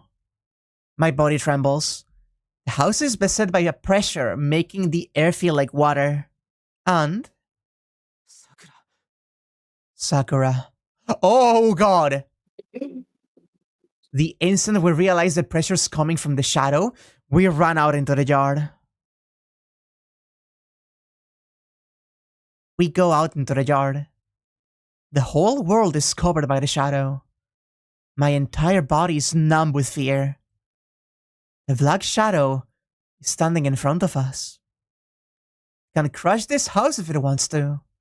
The difference in our power is obvious. It has transfigured to an existence that's unlike anything I've ever seen. Hi, Sakura. Oh, I love this design for her so much, though. Me fucking too. I'm obsessed. I love the sweater shadow. The black shadow does nothing. It's not Sakura, but a shadow shaped like her. The real Sakura is under the Riro temple. The thing in front of us is a virtual image. So you're sending the shadow instead of showing up yourself? You've gotten arrogant during the short time you've been away. She can multiply herself, chat. Based. Does she not hear Tosek's provocation? Or does she not hear anything at all? Wavering in the moonlight, her shadow looks lonely. Her eyes look at me. Senpai. Weak. As if she will reply like always if I just reach out. But I don't. What I must do is determined. I can't say anything to her, as doing so would weaken my resolve. She looks away. After hanging her head for a moment,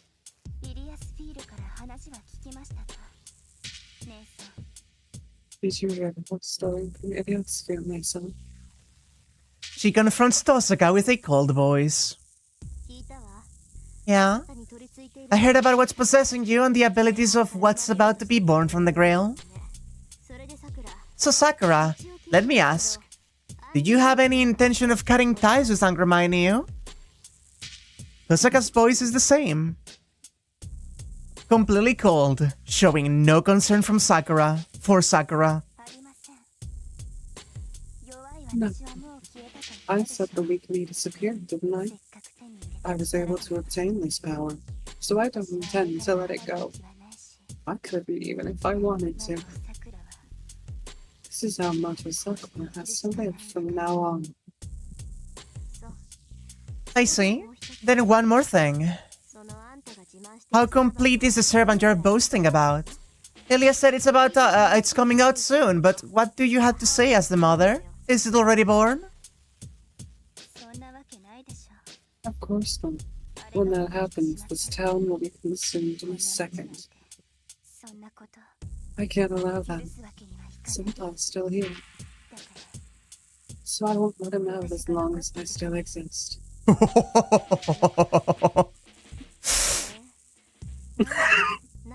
So there's no reason for... I missed that sprite. Yeah. Wait a minute. That's such a funny contrast. The great evil that we are facing right now, staring at smug Rain like, what the fuck, Nissan? The most get a load of this girl face. So there's no reason for us to hurry, huh? So you're going to keep Angraminyu inside as long as Shiro's with me? That's good, Shiro. Sakura seems well enough. Don't be ridiculous. You should know how much longer I'm going to last. Please run away with Senpai. I won't last long. I don't know when I'll disappear. I might only be able to hold out for one night.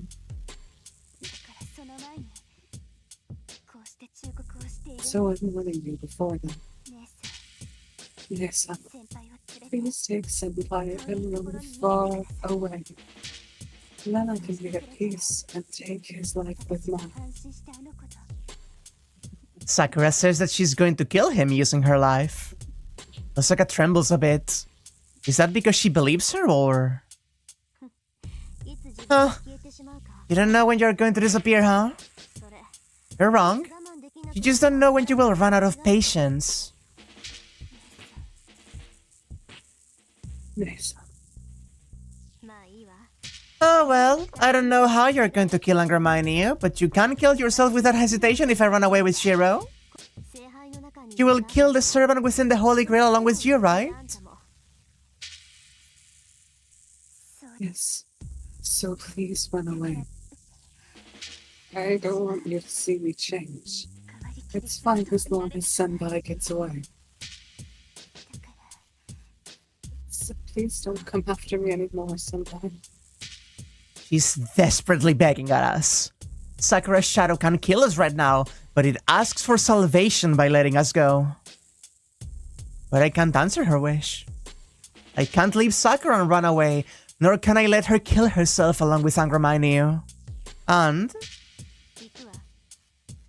we'll go there. We'll go and kill you for sure.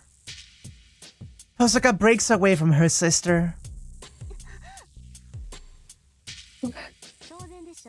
What did you expect? As Tosaka's magus, I can't ignore you, and I can't believe you even if you say you'll kill yourself. Don't you get it, Sakura? You're not making any sense. You want to kill, but you're telling me to run. Jeez, you're trying to act like a good girl because you're in front of Shiro.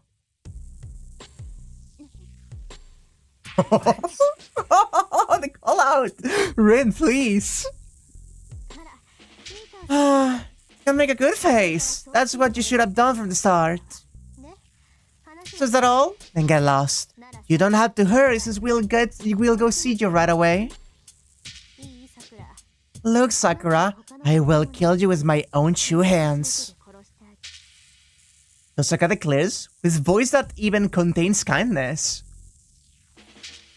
The shadow wavers. After freezing on the spot like a statue. Yes. I'll be waiting for you to take some. It smiles violently and disappears. You love your toxic sibling relationship? Yeah? Me too. The shadow covering the house recedes.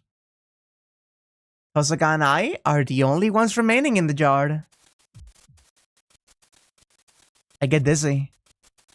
I thought I was concentrating, but it seems I was agitated after seeing Sakura's image. It seems Sakura's not the only one that's running out of time. Shiro? You heard what Sakura said, but what are you going to do? If you want to run, I won't stop you, but if you do, that will be after you project the gem sword.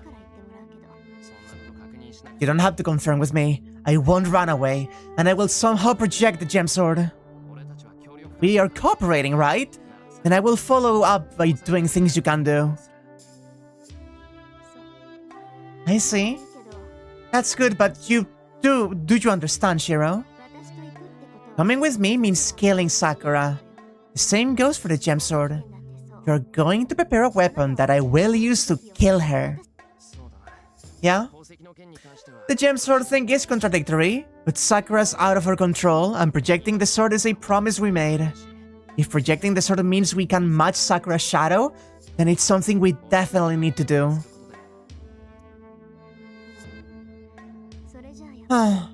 So, yeah, I'm taking the opposite measure.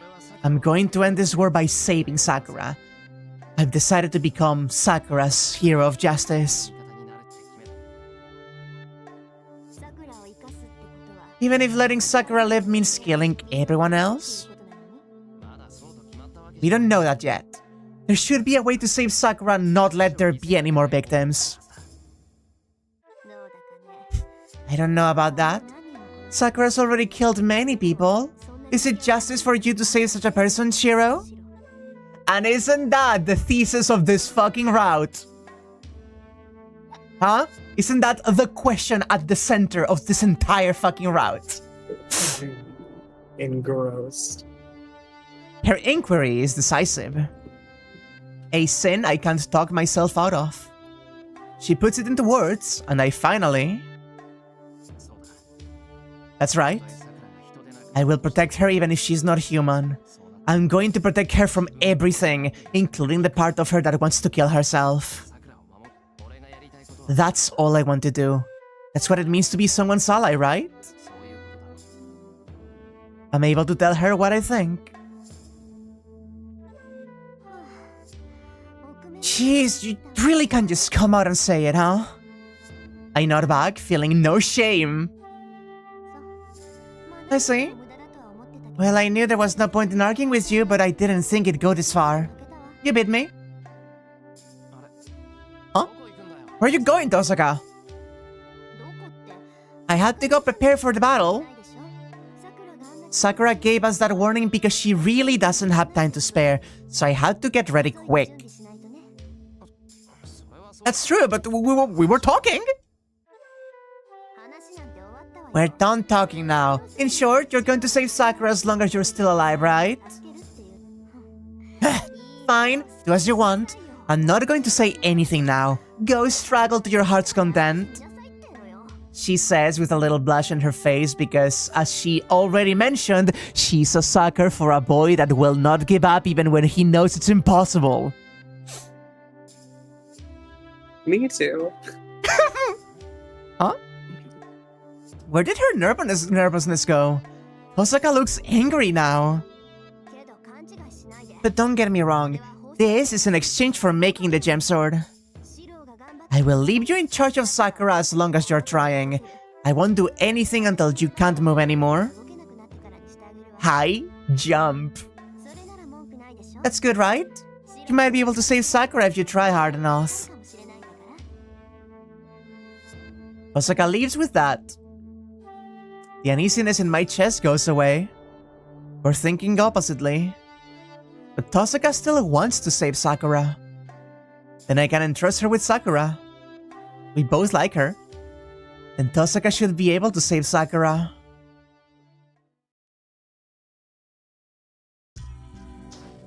It's 10 o'clock. Tosaka said we'll prepare for battle and go to the Riro Temple before the date changes. Well, I'm going to have you project the gem sword, but how do you feel? Can you project it while suppressing Archer's arm? Oh, I see. Illya hasn't told her about how I took the shroud off. Well, yeah. Oh, that's good to hear. The rest is up to Shiro and Illya. She doesn't know, chat.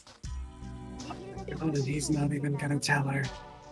The Azot sword, which is as close as we're going to get to the gem sword. Hero's projection and Illya's support. We may not be able to replicate it, but if all goes well, we should at least be able to reproduce half of the original ability. Osaka hands me a dagger. The dagger is a ritualistic equipment. It might be something she favors as it looks well used. Not only that, even an amateur like me can feel how much magical energy is stored in this thing. Well, this is nothing compared to the shadow, but it's still 100 times more than my magical energy capacity.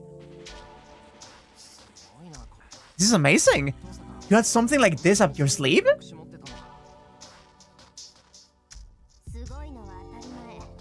Of course it's amazing! I used all the jewels I had, which contained 10 years worth of magical energy.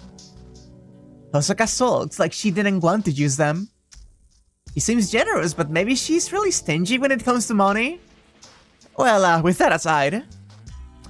But is that really okay, Tosaka? You don't have any left for yourself. Thank you for the sub, J-Tiger. I got jump scared. You have such a real fear in your voice every fucking time. It wasn't even the pain of being hit. It was just the jump scare. You... On your vocal tone, I just assumed there was a bug in your room. That is exactly the same way you react. Oh,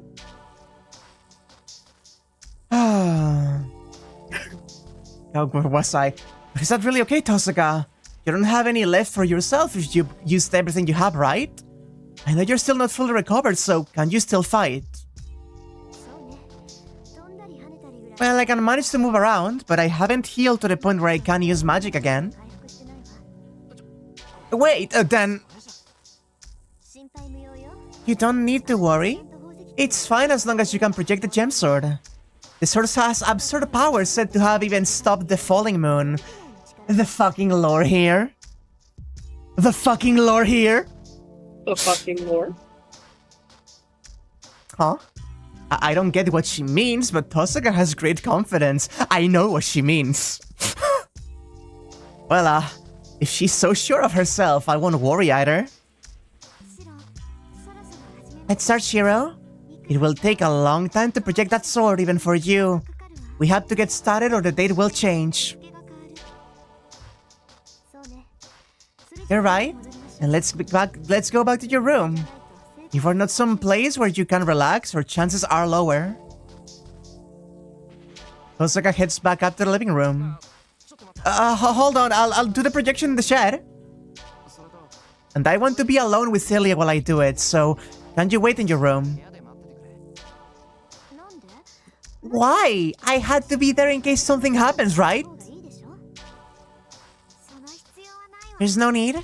It's a bother if you're here.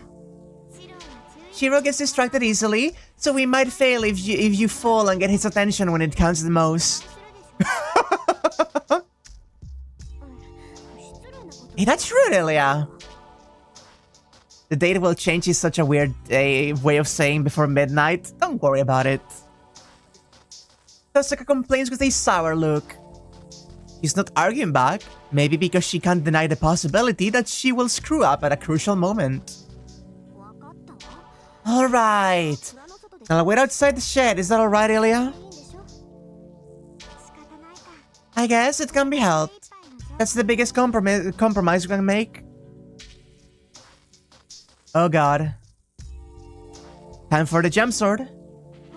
Ren, don't come in until I tell you to if you want us to reproduce the gem sword. I'll call for you if something's about to happen, so please stay outside until then, no matter what. You're being persistent. I said I understand. I won't come in even if I hear Shiro scream. It doesn't really matter, but I wish you'd pick a better example. Well, let's go, Shiro. No matter what freaky sounds Shiro makes. No matter what Riona-ass noises he makes. Illya goes inside the shed. I decided to ask Tosaka something before I follow. Tosaka, can I have this sword? You're going to be projecting using that. The Azot sword will go away once the gem sword's been projected. Yeah, you can have the gem sword, so can I have this in return? See, this might break if I fail. I can't concentrate thinking how you might get angry if I break this. She's fine. You can have the Azot sword if that will help you relax. Thank you. Then I'm going to do my best. I can break it if it's yours. Please give me permission. Oh, that was a good transition. Yeah, he's such a good boy, and this is such a good VN, God. That was such a good transition. Yeah, he's such a good boy. I say about the VN and Nasu. I shut the door. I can't let Tosaka see this. I'm sure she won't stop me now, but she will definitely feel responsible. If I'm to smooth this out, I have to tell her I use it after everything is over and get retroactive approval. Are you ready, Shiro? You release Archer's arm already, so I don't need to explain the steps, right? I nod. Illya tells me to sit down, and I do so. But Illya, I can only project what I've seen or what Archer made. I have no information on the gem sword. I can't project if I don't even have the blueprint and a dagger. That's just like it. I know. I'll first have you come inside my memory. I haven't seen it either, but the record of the gem sword is in me. The record of the gem sword is in me. Osaka's great master was there when the Great Holy Grail was made. Aw. Yeah, no, that makes sense. I'm sure the sword was there at that time. Ooh, will ya? Close your eyes, I'll keep your body here and send your mind somewhere else. You did this before. I'll send your vision into my memory, so analyze the gem sword there. I will release your left arm once you're inside. You will be hit by the pressure of 200 years and the invasion from your arm at the same time. Brace yourself and try to finish the projection as fast as you can. This is fucked. This is fucked, yeah. Illya's voice is trembling. Her arms are as well. I'll take you to the gem sword, so you just need to breathe. Clear your mind, and don't look at anything unnecessary. You just need to draw out his cell wretch. Crack. Space splits. Is it because all my senses are within her memory? Or is it because my left arm is released?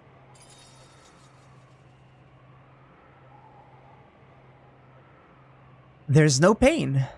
The cognition of pain doesn't matter now. I'm swallowed by my injury. I'm falling into a swirling maelstrom of pain. I don't know where I am. I don't know who I am. I don't know what it means. It's a large circuit. Multi-layered crests are carved on a bare rock that's over 50 meters in radius. It's like a large observatory, rotating by itself in the deserts of Arizona. Arizona mentioned. The circuits cover the area in many layers. The geometric figures turn in place. A white girl stands in the center of the beautiful spider's nest. Her name is Justice. Justice Lisrich von Einsvern. She's the magus that devised the Holy Grail War. The great magus who was called the Winter Saint. A magus accompanied by Makiri Zouken and Tosaka Nagato. The Great Holy Grail is activated. Justice becomes the key, reenacting the ancient sorcery. Yes, the Holy Grail is just a Holy Grail without her. Her will is needed for Heaven's Feel. The old man knows as well as Makiri and Tosaka do that the Holy Grail is a mere wishbringer. My vision narrows. The world expands. I concentrated on something needless. I did, so my body was ripped in half. The world is too bright for this small body. I'll eventually see nothing. The process behind this 200-year-old ritual doesn't matter. There's only one thing I need to look at. I concentrate on the man standing in front of the Great Holy Grail. I concentrate on the dagger in his hand. That's the original. A ritual dagger with a jewel blade. The kaleidoscopic gleam sears through my eyes and into my brain. I understand the instant I see it. I understand that I can't comprehend it. All I can imitate is its shape. I can't analyze its structure and project it. What kind of a magical theory was it constructed with? The old man's dagger is still a mystery, even if I use Archer's arm and every last piece of knowledge in the heroic spirit of Illya. Oh, you're just fucking calling him that! Oh, you just know, apparently. It's alien technology. The old man is embodying general knowledge from a far future beyond the reach of modern man. Enough finally floating. I'm repelled. I can't be repelled. I can't reach it. Not reaching it is unforgivable. I reach out. I reach out. I reach out. My eyes are burned out. My brains are burned out. I extend my left arm for dozens of meters. Extend. Extend. Extend. Stop! Come back, Shiro! I hear Illya's voice, but I'm not there yet. I don't even have my fingertips on it. I can't back out now. How can I back out after seeing that miracle? The ultimate one. Kebab! Did you want to disappear, Shiro? Get there. Get there. Get there. Get there. Ah. Ah. Shiro! Did I jump myself or was I pushed back by something? I'm flying and I land on my back. My left arm, pain. My tongue, my fingers, the trembling one.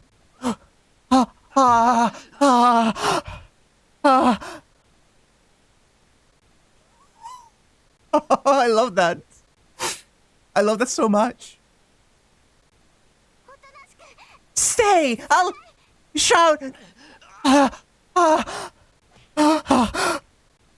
big knife stabs me from the side. It's so uncomfortable that I repel the one wielding it. Ouch! And I realize I just punched Illya. I'm sorry, Illya, She pats dust off herself and gets up. Good. She's not hurt. I told you not to look at unnecessary things, you idiot! Jeez, I'll let you off the hook this time since it paid off, but I won't forgive you if you disobey me again. She points at my face as she scolds me. Wait.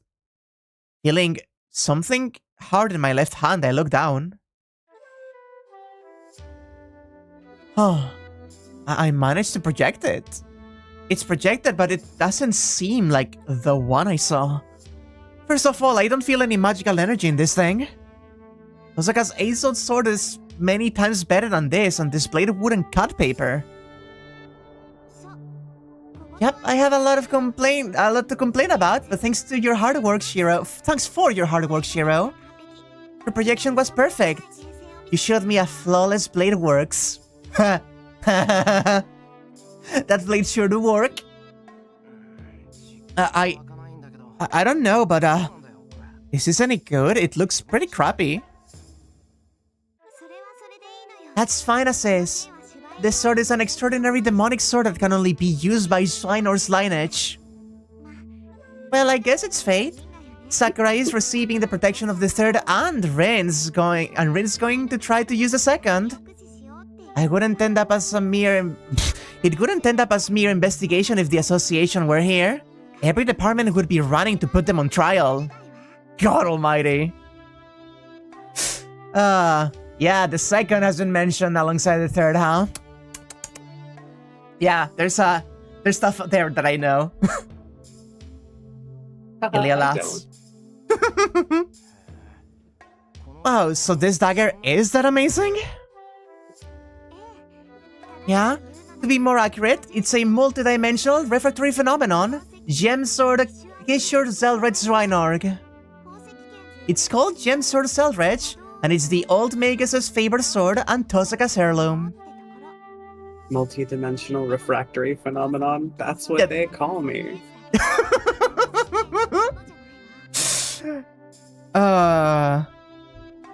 She thought I could only go one round, but then I showed her my multi-dimensional refractory theory. No! Okay, that's it. That's enough. Be refractory on my phenomenon until I multi-dimensional. until I heavens feel. Oh, terrible. Let's move on. But the sword wasn't passed down the Tosaka line, just the blueprint. It's an assignment from the sorcerer, from magician that the Tosaka Magi must pursue for a long, long time. Jackie's not here, so... Assignment from a magician? Wait, the great master Tosaka was talking about is a magician? Yeah, but Zelrech is an audible among the magicians in that he still associates himself with this world. So I'm sure he has other apprentices. I don't think Zelrech is in this world, but he might show up once Ren is capable of making the gem sword by herself. Uh-huh. He's not in this world but might appear all of a sudden. Isn't he just a wanderer that likes to travel? Oh god. Oh god, right. I'm fucking dying, right? I forgot. Oh. I let my guard down. I get dizzy. I clench my right fist, feel the pendant digging into my torn flesh, and keep my consciousness. The real sword wasn't passed down because Zelrech still has it, Mao. Yeah. He's just funny kaleidoscope man. I steady my breathing so Illya doesn't notice. So I need you to know, Ali. Sorry. That's fine. No. Oh no, what a reveal. Go on. In FGO, one of the most interesting and important craft essences there is for like many farming things is Kaleidoscope, because it just gives you, if you have it like at maxed out, 100% Noble Phantasm charge at the start of the battle. It just lets you immediately Noble Phantasm from a standing position. Oh, that's crazy. And it features the aforementioned Cell Wretch. And so, this Kaleidoscope CE is very funny because people call him Jean Kaleidoscope. It's him! It's Jean Kaleidoscope! That's so stupid. I steady my breathing so Illya doesn't notice. My limbs. I still feel my limbs. Dude, I thought I'd lose something if I use projection, but I'm not missing anything yet. My head's still working. The biggest proof of that is I can check on my condition. I should be able to use one more projection. No. I have to use it. I have to save Sakura in a way different from Tosaka. Archer's arm will make it So, means, in short, the magic, parallel worlds. So, his nickname, John Kaleidoscope. I was right, see? Friend, what are you doing here? Tosaka?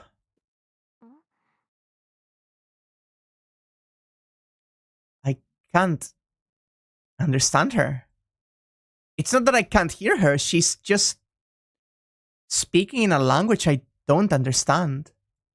She's talking in some strange language and holding something dangerous in her left hand.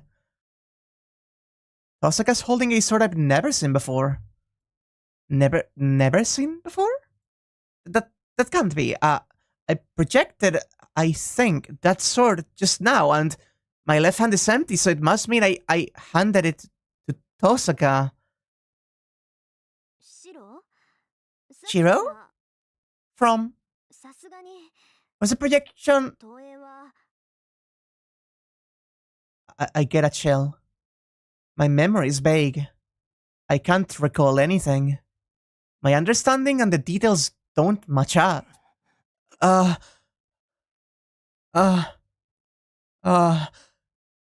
clench my right hand. My eyes finally focus in exchange for dripping blood. Tosaka! I get up. My limbs are light compared to my disconnected head. They're so light that I think they may be empty inside. It's not Tosaka! Illya and I will go test it out, so you should rest. Wait, what's that in your hand? Tosaka grabs me. Her speed is surprisingly slow, but Huh? Why do you have this? My mind isn't working and she has a hold of my hand before I know it. Osaka's looking at the pendant in my palm with astonishment. I don't know why she's surprised, but I have this because... Shiro, why do you have this? And are you crazy, holding it this tight? Why? I just have it as a charm. This is... something I picked up. Why did I pick it up? It's something I shouldn't forget, but I can't remember. But the stranger in my left arm knows what it is better than I do. Ooh.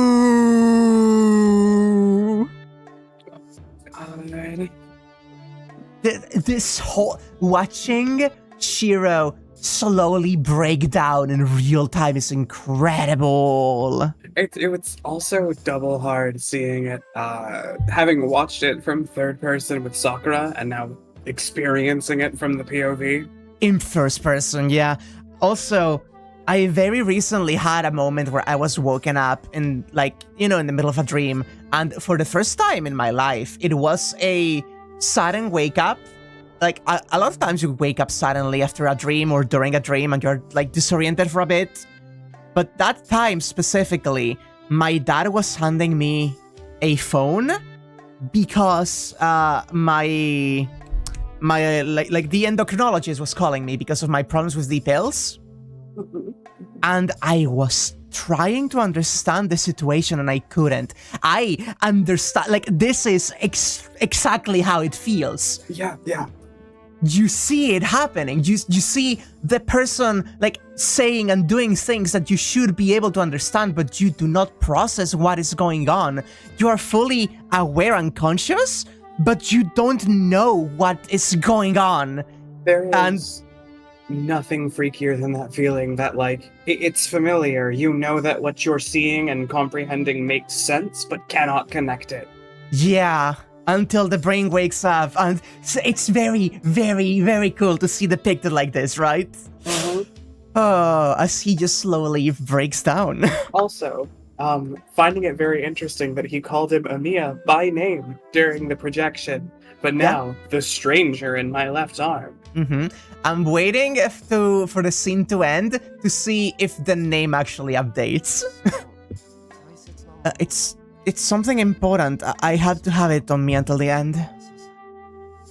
Words that are not mine come out of my mouth.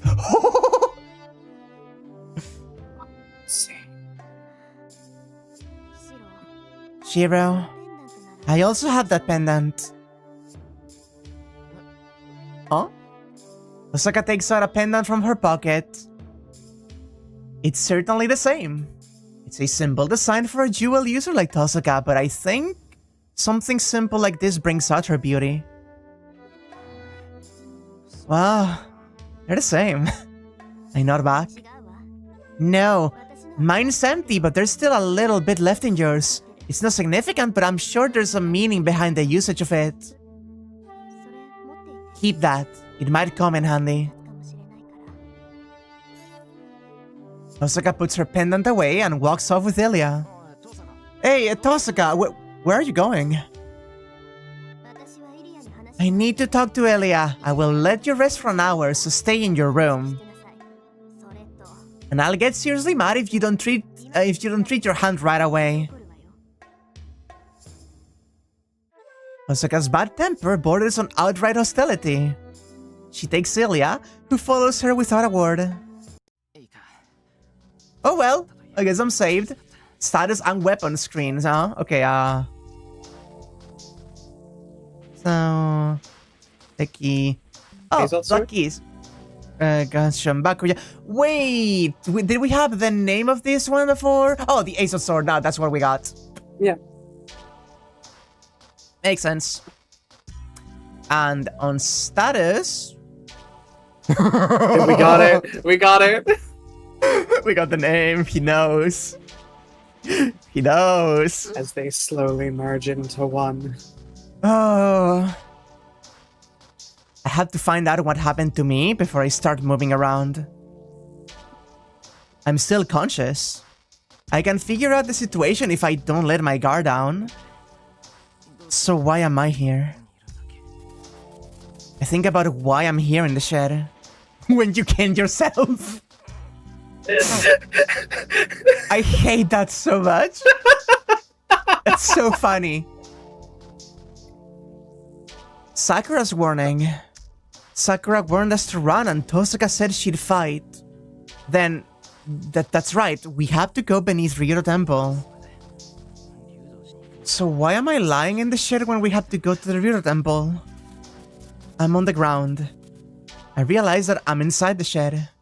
My right hand is hurting. Thanks to that, my consciousness is back. Yeah. Pull yourself together, idiot. I get up and check how my limbs are doing. Don't lose spirit. I'm certainly losing something at hopeless speed, but it's not fatal. At the very least, I should be able to fight normally until the day dawns. Oh, Ryder! You look terrible. Do you recognize me, Shiro? I quickly turn around. In the back of the shed, shrouded in darkness, just beyond the moon's reach, there stands a servant in black. Ryder, you... Hi, Ryder. Yes, I was watching. My mission is to protect you, but Sakura is my master. So long as she's the one trying to harm you, I can offer you no assistance. That's why I did not help you in the forest. It was your own fault to be attacked by Berserker. Ryder explained slightly. She speaks without emotion. It seems she was waiting for me to be alone. I see. And you came here to...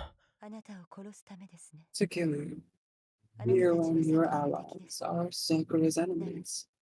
Thus, I cannot let you meet her. Ryder's holding a nail-like dagger. I feel her hostility creeping up my spine. Ryder's serious.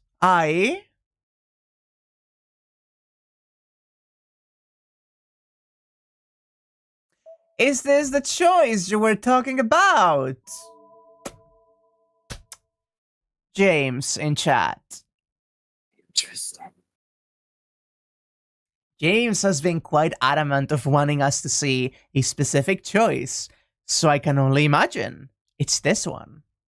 The instinct is to go give her the answer to the previous question. Mm-hmm. Because I want to talk to her because I love her. Not yet, I think, says James. Okay. I'm going to just keep going then. She once asked me, what was it? Remember, it was... will I be on Sakura's side until the very end, right? I believe so. That's right. She asked me under the starry sky if I will be on Sakura's side until the very end. The words I couldn't say to her back then. I can tell her now with confidence. Ryder, I understand how much you care for Sakura. You're stopping me now because Sakura will suffer if you let me go, right? Yes. Are you still going to kill Sakura in spite of that? I'm not going to kill her. I'm going to save her. Ryder, I'm going to protect Sakura until the very end. I'm going to choose Sakura no matter what. So please, lend me your power. Tosaka and I can't do this alone. If you care for Sakura, please help us. Is that your answer to my question from the other day? I nod. Very well. But I will not fight unless there is a chance to win. What do you expect of me, Shira? What I expect from Ryder? There's only one thing. Ryder's the only one out of all the servants that can oppose Saber's noble phantasm, Sakura's strongest card. I have some questions before that. Can you still use your noble phantasm? Yes. Sakura still supplies me with magical energy. Right? Next question. Are servants still spirits even if they take physical form? So you can't hurt them with normal weapons? Let's see. A normal servant will be able to nullify them, but those consumed by Sakura are another matter. Having received bodies from Sakura, they cannot return to spiritual form. Strong magical weapons should be able to penetrate through their shadows. Nicely. Then it's decided. There is a chance of victory and the roles are clear. Ryder, I want you to beat Saber one-on-one. To be specific, I whisper in her ear. I know nobody's listening, but I'm just making sure. I see. I can definitely penetrate her guard with that. It is a pure contest of power. Nothing is left to chance. Right? Well, if there's a problem... It is your skill and my trust in you.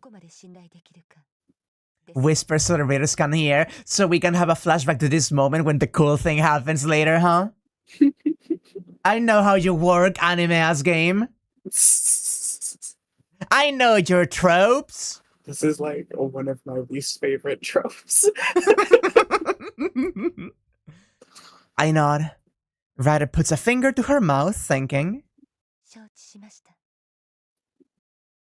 Fair enough. I shall trust you and accept you as my temporary master. And agrees with a smile that takes me by surprise. Yeah! Oh, Ryder's gonna help us. That's so cool. The clock strikes midnight. It's 12 o'clock, the promised time. I wrap the Azod sword with cloth and tuck it under my arm. This is my only weapon. The only other thing I'm taking is a pendant. Hiro? Rin's calling for you. She's waiting outside, so she wants to meet up there as soon as you're ready. Ren outside the house yowling like a cat to get our attention. Illya's going to stay here. It's partly because Zouken's after her, but I'm also having her stay because she's my hope. I see. So she's out there, huh? Yeah? She looked like she wanted you to come quickly, so she'll probably scold you again if you don't hurry. I nod and get up.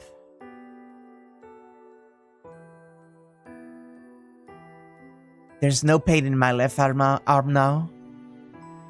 It's just that my human functionality is eroding. That is the exact wording to describe what happened to Sakura. Yep. I can't tell what I'm doing if I stand still. Then I'm going. Be careful, Illya. See you, Shiro. Please come home with Sakura and Rin before the day breaks. I wave goodbye to her and leave.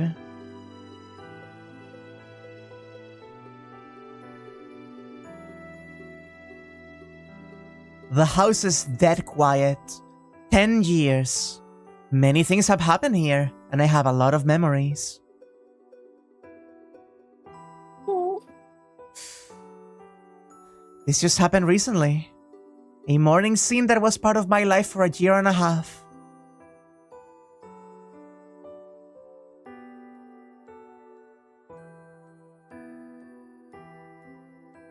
The shed is dead quiet. It's my small workshop that I frequent like my room.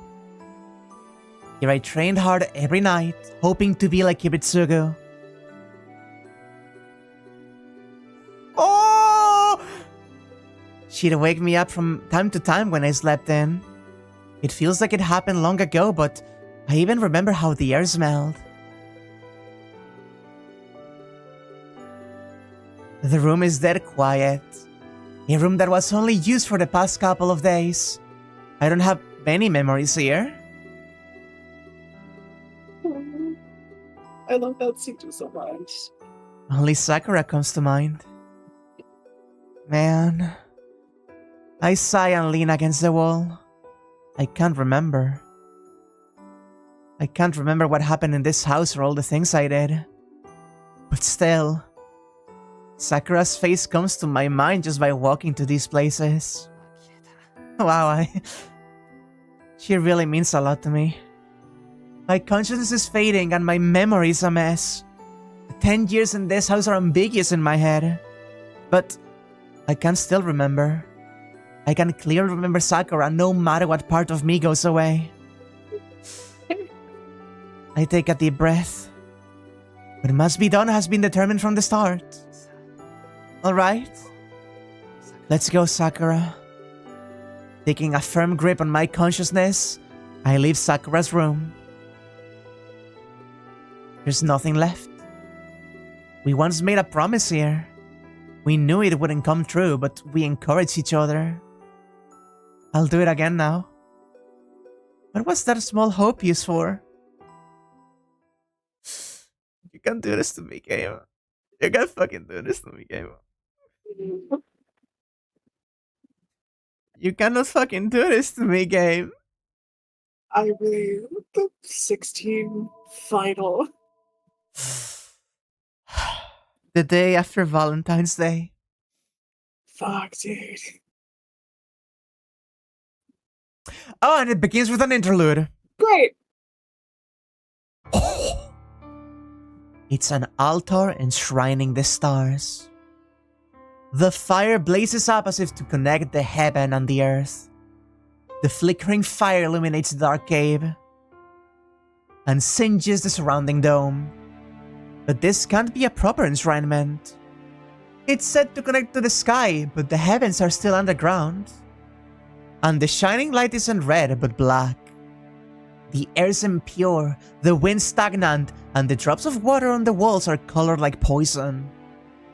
The underground kingdom that's said to be the dragon's lair actually looks like the dragon's stomach. No human could come here. The only ones to come and honor this alien world are serpents fleeing from the light. That is Kirei's voice? I think. Oh no! It is... it is Archer. Not Archer, Assassin. A white skull calls in this alien world. The one tinted by dark red light is the one who lost his master, the servant assassin. This is the end. I cannot maintain my body without a supply of magical energy. The white skull creeps across the wall. A girl stands before him. Swathed in a black curse, she blankly stares at the oncoming figure. I finally made it.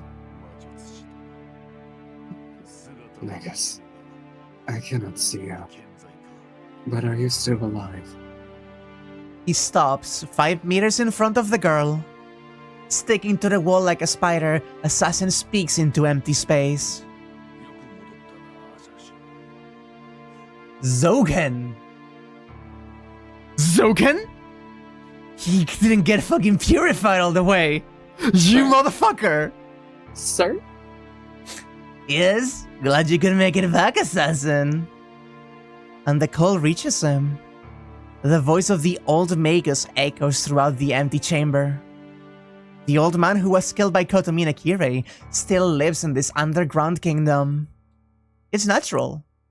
The one killed in the forest was just a collection of worms.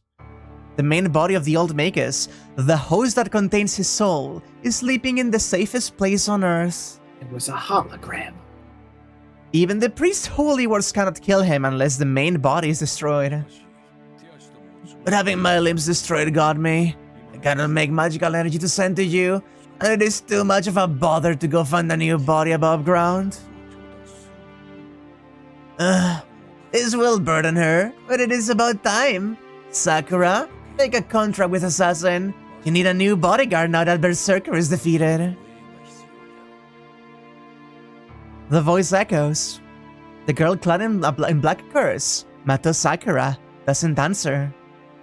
Ignoring the one who has absolute control over her, she looks off blankly into space. What are you doing, Sakura? Are you disobeying me? The irritated voice also contains danger. The old man is irritated. He's angry that he lost Illya's veil and Berserker. Sakura, I will ask you one more time. Are you going to defy me? Cold scorn. The girl has never disobeyed this voice. It's not fear but submission to his absolute controlling power. The girl does fear the old man. Moreover, the girl cannot disobey him. Because her heart is... Lord Magus. Perhaps her mind is already shattered. She has such a great power within her. It's not something a weak girl can withstand. Huh? His irritation disappears. A gentle silence. The sounds of worms crawling fills the hell lit by black flame. Huh? It seems that way. I thought she could last a while, but the end came rather quickly. The old magus sounds disappointed, yet happy. The girl doesn't answer. Her mind has been swallowed by darkness. Then you will take the girl as planned. Not put it like that. It's not as planned. It cannot be helped. Mato Sakura's mind disappeared, so there's nothing left that can control the monster. So although I know it is brutal, I must take over my empty granddaughter. Elath. coming from the girl's throat. Rising from her throat is the old man's laughter. Then please hurry. My body is disappearing. I will disappear unless I am quickly supplied with magical energy. Very well, I shall start. My, this is disappointing, Sakura. You raised it to that degree. I wanted to give you the glory of obtaining the Holy Grail, but it cannot be helped. If you must curse someone, curse yourself. The ritual did not succeed in time because you let Illya's veil go. A grating sound. A worm squirms to swap her head. It is invisible. There are no worms on the girl's body. It's not on the outside. It's a distorted thought that creeps up from her heart. Worm user Mato Zouken. His main body, the host of his rotting soul, is a false nerve hidden within Mato Sakura's heart. Her body hasn't changed yet, but I am not one to complain. I shall now take your flesh as my own. Farewell, Sakura. You endure more than I expected from an experiment. You have done well to please me. A sound of writhing blood vessels. Mato Zouken's spirit orders his main body to eat the girl's brain. But There's no need for that, grandfather. I'm fine. the girl puts her hand on her chest and wakes up.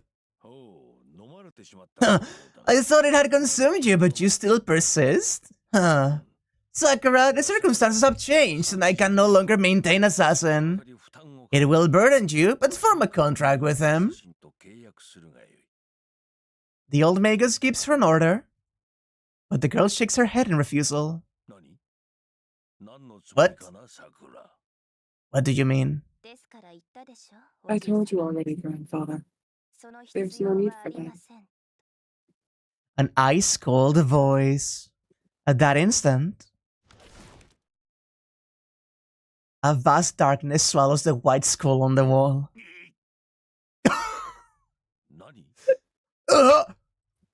The surprise comes too late. The assassin's body is compressed in an instant. His mask the only part not crushed. I don't know if that's assassin or if that is Zouken. That's assassin, likely. The mask falls. Under the white skull, the face that should be there is a skull, just like the mask. I wondered what sort of face you had, but you had none to begin with. You didn't hide your face, but wore the mask to make people think that a face lay beneath it. Such a disappointment. Girl, you lost your face and name, but you still wanted eternity. But how unfortunate. If you seek eternity, you should have sought to live forever, like my grandfather. The Holy Grail can't go back into the past and regain your name. Disappear, old man of the mountain. You're nothing but an assassin. You can't become the one and only assassin. There is the most explicit explanation of who Assassin was to begin with, you know? Jesus fucking Christ. God, his screams are good. Yeah, even his death cry is swallowed by the shadow. The white-skulled assassin is swallowed by the girl's shadow. Are you insane? What are you doing, fool? His panic is akin to fury. Is he surprised or is he frightened? In response to the old man's scream, the girl smiles. He attacked Senpai twice. That's why I killed him. I'm the only one allowed to hurt him.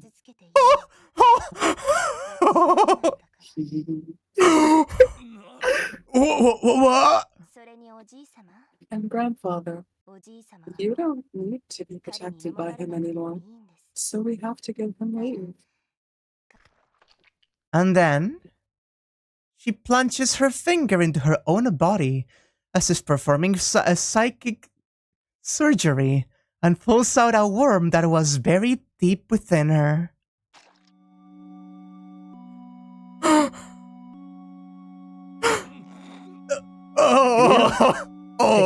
Can you send that to me, please?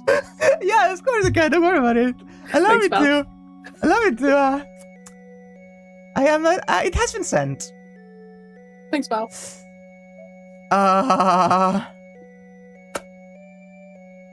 How did you describe the fear? The terror? She gouged her heart, an act that could tear all the nerves in her body, smiling all the while. What are you doing, Sakura? The worm wriggles. The girl stares with empty eyes at her grandfather, what used to be her grandfather, what seems to have been her grandfather. Oh, it was easier than expected. I thought you would be bigger. No, actually, Mado's Zouken's true body wasn't this small. The old Magus switched his main body when he planted himself in her heart. To inhabit her heart, he had to be smaller than a heart. In retrospect, his strange preference was his downfall. Sakura! Sakura, don't tell me! I should thank the priest. I would have been swallowed if he hadn't eliminated you. She sees through his plan. No, this outcome wasn't a bit of inevitable. The old Magus didn't even try to hide his intentions, and the girl didn't disobey him. So there was no problem. He was just a thing that the old Magus would eventually take over.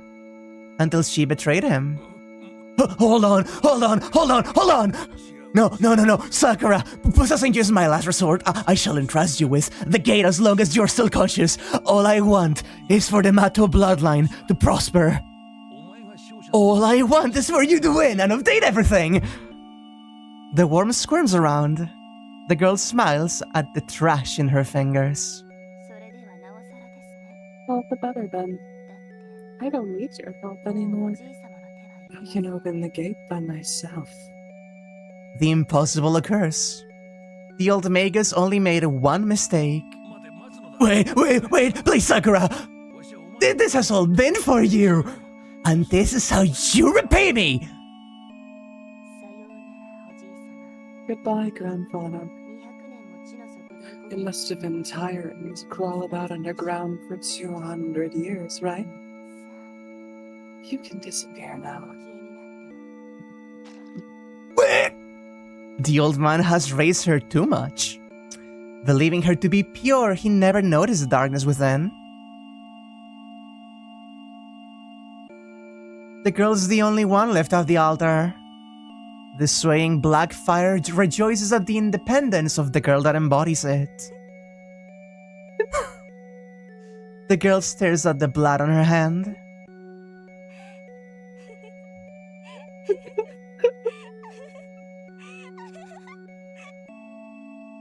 And lads like an empty puppet. Oh.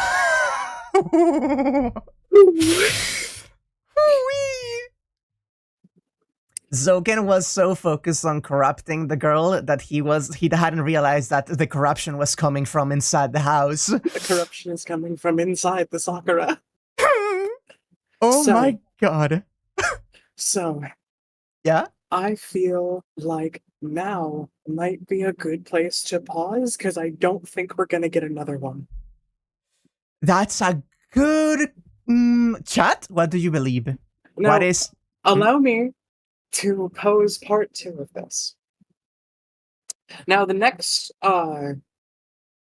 weekend, the weekend after next weekend, I'm going to be busy and I will not be available to stream. So I was thinking, what if we just commit to finishing next Friday? Time.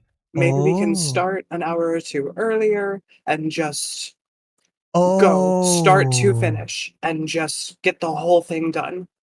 Allow me one moment to check. Yeah, it's the entire of the day. That is gonna be a long time. I do not know if the next good stop could be about an hour away. That depends, says Feifei.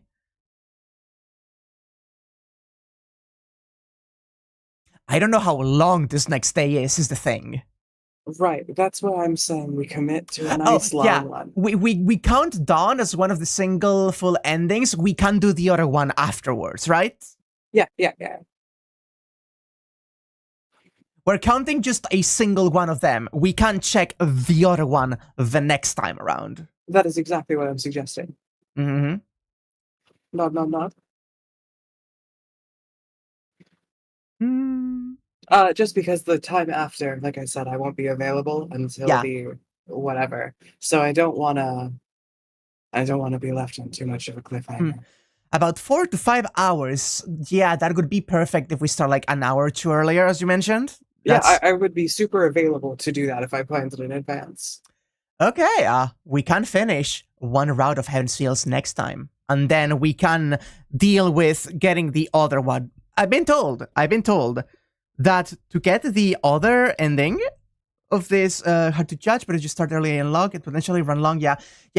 I've been told that it's like a really cool like thing to get. Like it is, like it like we needed to get it, and it may be even more than just like going through the bad ends like the last time to get the polycule ending in Unlimited Blade Works. Right. But we'll see. We can see about it next time. Yeah, my vibe is being able to commit to slightly later and starting slightly earlier. Mm-hmm. Good. Okay. Yeah, no, that sounds good to me. And this is definitely like, we just started the final day and we're heading into Zouken fucking died for good. So glad. I love that we had the fake out like, oh no, Zouken is actually still alive. Psych. I was actually so certain that Kirei was going to contract with Assassin, but Zouken wasn't dead. So like, I understand now, you know? Also, oh my gosh. Oh, Kirei is still out there. He's not wearing his jacket. You're very normal about it, huh? Speaking of very normal, how about the full design for Dark Sakura, huh? I'm obsessed with the white hair. That is, she looks so good. Incidentally, I really want a dress like that with like the turtleneck collar and like the red stripes down black. That looked so good. So I needed you to know that so far we've only seen her like from like the... Actually, do you want me to send you the full design, because we've only seen her from the like waist up, right? Mm-hmm. So may I send you so that chat may hear you react to the full breadth of her design, or should we wait? Chat, what do you think? What did you think, actually? You have my permission if chat deems it appropriate. For you to see full body Dark Sakura. I'm going to say yes, because we are all excited to send you so much. Let her feast. I'm letting you feast. Let me feast. Let you feast. Oh. Oh, I see. She feasts. Oh, it's so much better than I ever imagined. Oh my god. I love her so much. Holy shit. She's perfect. So, yeah. I've known about this design for a long fucking while. Yeah, that's not clothes, that's just the shadow over her. Oh yeah. Oh yeah. That's good. I'm a big fan. Speaking of, it is time to change my thumbnail again now that this has been finally revealed. Don't worry about it. In fact, I'm gonna send it to you separately if you wanna see it. I would love to. This whole stream went by in a fucking flash. Right? Anyway, here's the new thumbnail. I love this so much, Mac. Oh my gosh. That's great. This whole stream was so dense with content. Like, so much happened. There was so much lore. Yeah. We finally have a full grasp on the entirety of the Holy Grail War. Yeah, like the last little cracks in how it works were finally like filled in. And Shiro realizing finally that the archer is fucking Emilia. Which I love that that's just like breezed over. It just kind of is said. Ah, God almighty, I love Sakura so much. One of my favorite characters I've ever seen in anything. Yeah, and I really love the trope of monster that grows beyond the creator's control and imaginings. And, I liked Kirei killing Zouken, but I did think, like, man, I wish Sakura could have gotten dibs like she did with Shinji. Like, her actually killing her abusers is a really cool thing to do. I love that she literally rips him out of her heart. Like, that's so poetic. Oh my god. Yeah, he just fucking joinks. He's just joinked out. And it's the thing about her, like, just dangling him, thinking how pathetic and small he actually is. It parallels the whole, like, killing Shinji and going, wow, that was really easy. Yeah. Oh my god. I love this game. I love Fate so fucking much. Oh my god. Shinji and Zouken are also the only things she killed and didn't eat. Oh! That's so good. That's so good, actually. Oh my god, I love it so much. So, there's something I do want to mention, right? Yeah. Which is, now that we have gotten to this point in which you are seeing, like, the full breadth of Sakura, this is a concept that you have been definitely aware of with, like, saber faces. But I do not remember how aware you are of how many of the characters I've been sending you are Sakura faces, specifically. I have not noticed at all, no. Yeah, so it is now, in this moment, when I'm telling you that, BB, King Protea, the other alter egos that I like so much with the purple hair, and Kama, the goddess of love, are all Sakuras, too. Oh my gosh. Oh my gosh. It is all the breadth and spectrum of Sakura faces, you know? I'm thrilled. Specifically with Kama, she has the white hair because she's meant to evoke Dark Sakura specifically. It's so fucking much. You're going to eat so well when we finish next week. I'm cooked. I'm never coming back from this. Yeah, like, I need you to understand that Sakura is Nasu's favorite character, and it shows because he puts her everywhere, so you're never running out of content. I fucking see why. She's excellent. The Sakura 5 and BB are copies of a copy from a different timeline. Kama and Parvati are straight up just Fate Stay Night Sakura, yeah. Don't worry about it. I love when authors are correct about the things that they make.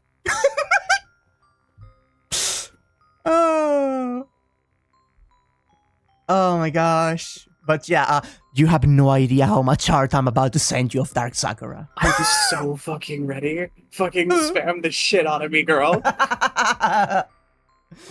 Oh, I am. It's so exciting. It's so exciting. I've been waiting for this moment for so fucking long. I'm thrilled. I loved this so much. All of that content was like all killer, start to finish. Yeah. And now we're on the precipice of the climax. It is just going through. It is not even a final day. It's a final night. We want to deal with this before day breaks. It is entirely possible, chronologically. What is about to happen will only last like 4 hours tops. Yeah. Oh, I'm so excited. Yeah, baby. Oh.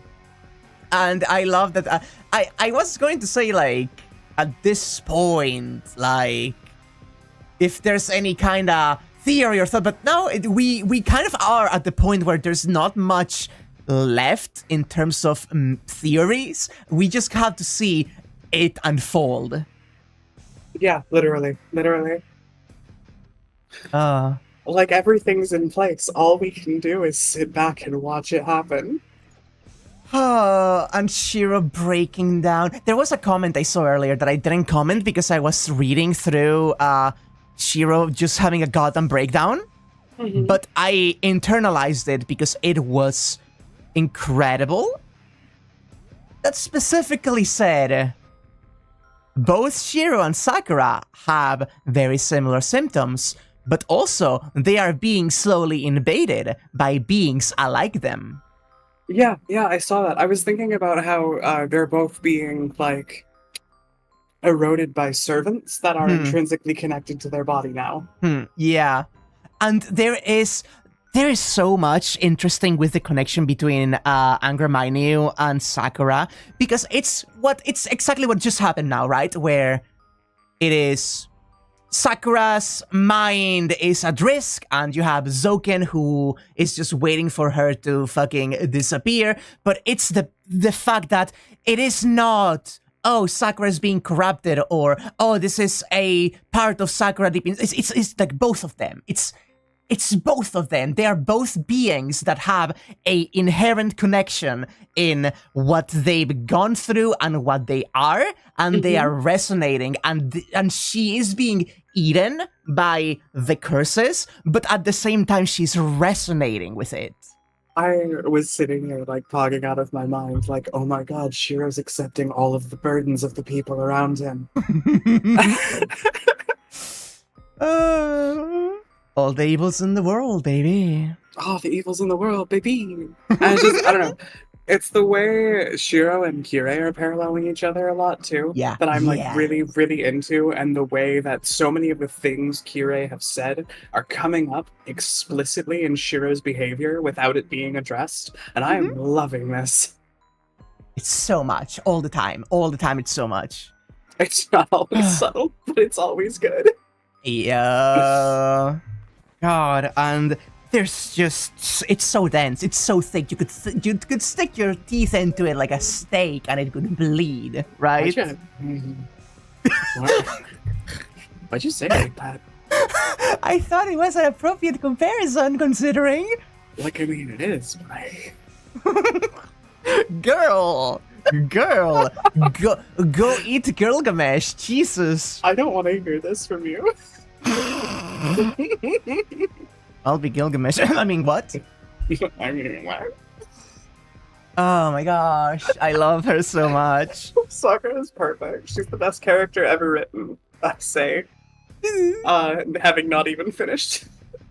Sakura is the best character ever written, did you say, with a line of drool down the corner of your mouth? Spacing back in, just what? I was talking about Sakura. Oh. God, it's just so much. There's just so much. I want it to be next week, like now. Sadly, while other weeks I could be like, oh, I can, like, see if we can stream another day or so. No, not this week. I can't either. We're being forcibly kept apart. Peak invasive Blorbo. Invasive, you say, huh?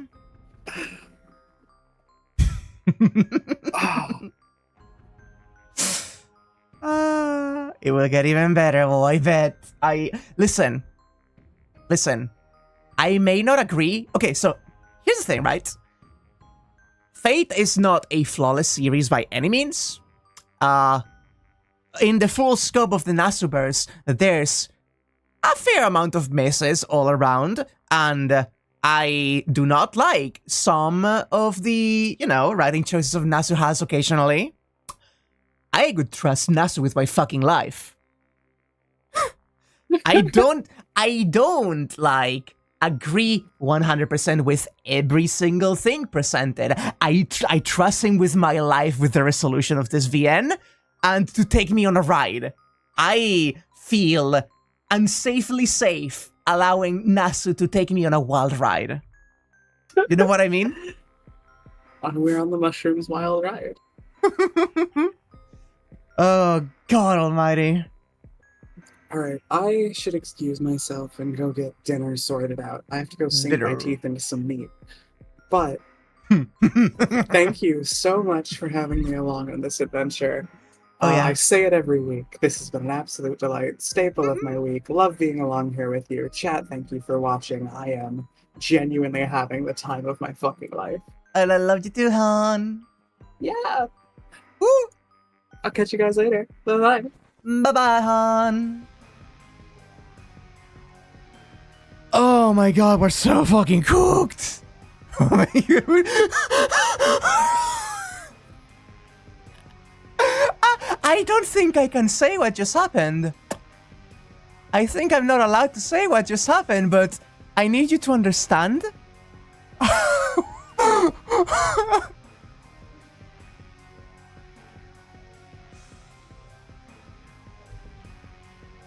Oh my god, I can't just blurt it out in public. I'm sorry, something just happened that I can't blurt out in public, but I need you to know that Anya is being as insane as you think she's being. Holy fucking shit.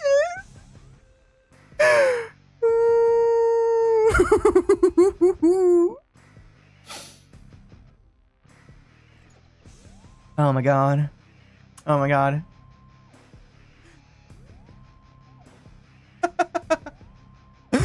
Oh my god, okay. Okay, what do I even say? Anyway, Dark Sakura is just about everything I hope she would be, right? Ryder can't wait her. Yeah, she's gonna die about Casual Ryder, holy shit. But yeah, Dark Sakura is everything I wanted her to be. She is exactly what I wanted her to be. She is literally everything I hoped Dark Sakura would be. I had my suspicions that was how it was going to go, but seeing it put in front of me is like smelling the good dishes being prepared by the cook of the restaurant before they are served in front of you in the most delectable way possible. Oh. It is everything. It is the retribution for all that's happened to her, the extremely toxic twist on the trauma that she has suffered through and how she's making people pay back for it, you know? It is the casual, sadistic, raw power. The fact that despite everything, there's still that hint of trying to push Shira away, you know? There's the... Only I can hurt senpai part of it, you know? So enjoyable to have it not be an evil entity changing her or a second personality. That's just what she really feels. Yeah, and it's not just what she really feels either. It's like the twist to those feelings that she harbors. It's like everyone has, like, no one is a saint. Everyone has bad feelings and bad thoughts, and Sakura is completely justified on hating so much and so many people because of what she's gone through.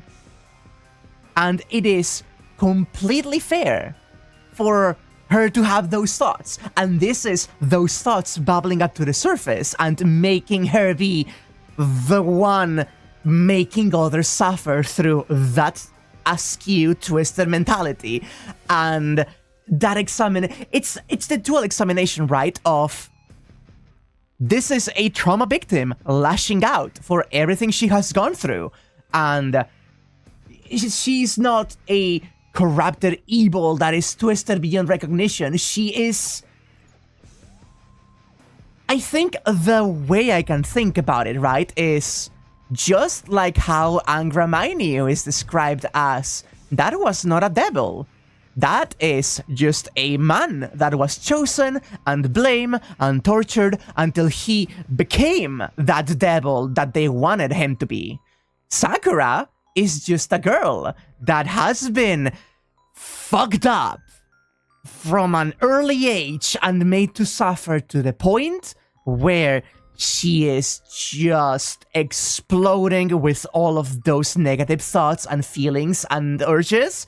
And she is like, she's not justified in inflicting pain on others, but she is like, of course, like, she is also allowed to have a little bit of fucking hatred of others. And that is why I love Shiro wanting so hard to save her.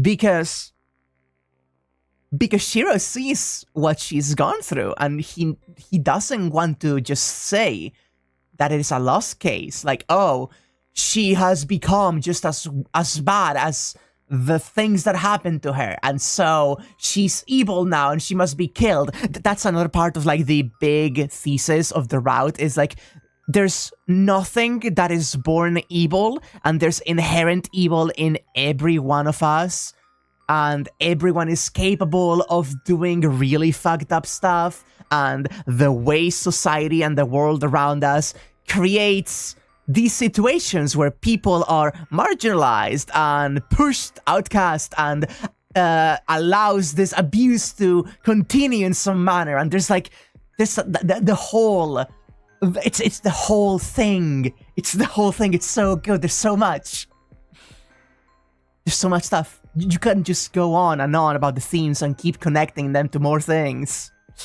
So it's that.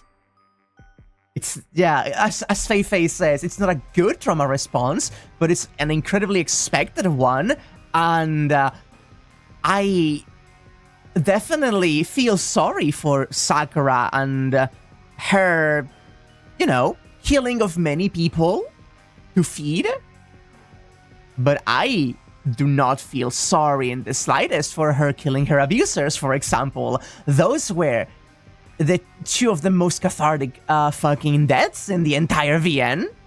Especially Zouken. Especially fucking Zouken. She just tore him out of her heart and squished him like the bug he is. Wow. Wow. Oh, I am normal. I enjoy this game a lot. I enjoy this narrative a lot. Zouken had to actually writhe and feel terror, yeah. Oh, you're smaller than I that fucked me. That fucked me. It's the casual. Wow. You really are nothing. It's like, when the narration was describing them from her point of view, she spoke about Shinji as her pathetic brother, and Zouken as her scary grandfather. But it's at that point where he stops being the scary grandfather and becomes just as pathetic as Shinji. And that is really good. And I think that says something too, right? That's okay.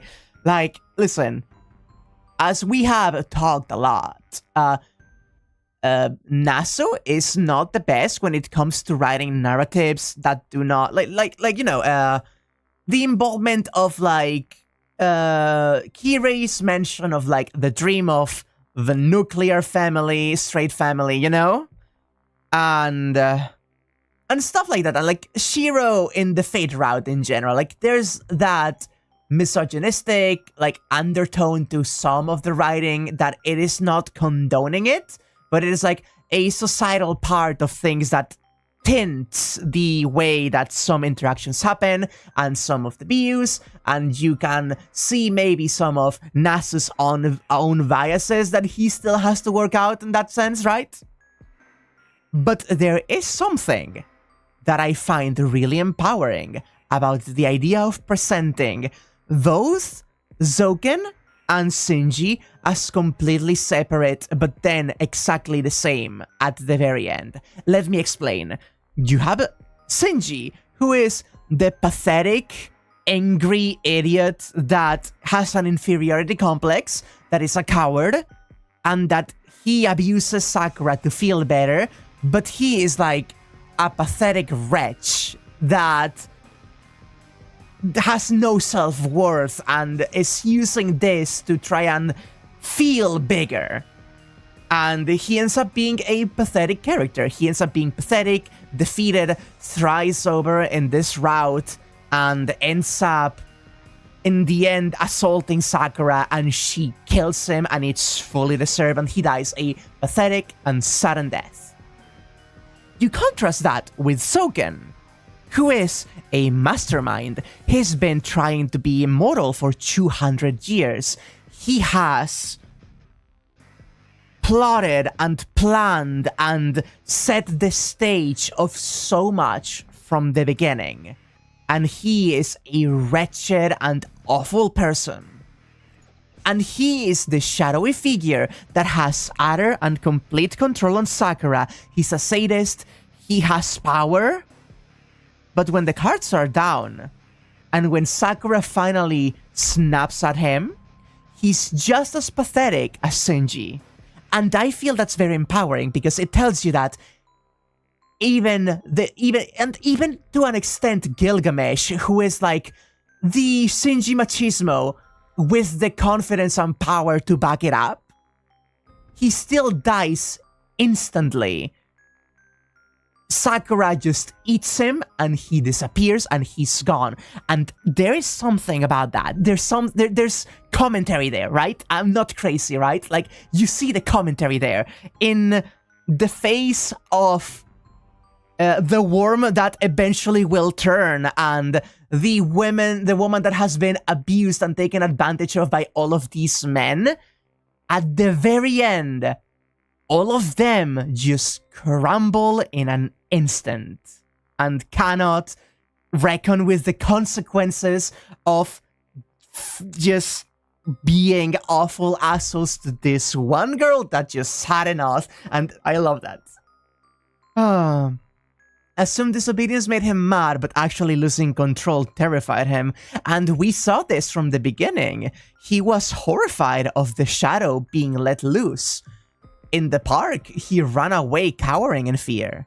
And in the forest, he went away before the shadow could emerge, because he's fucking terrified of this thing he has created rebelling against him. He thought he could abuse her to the point that she was so broken she would never resist or face him.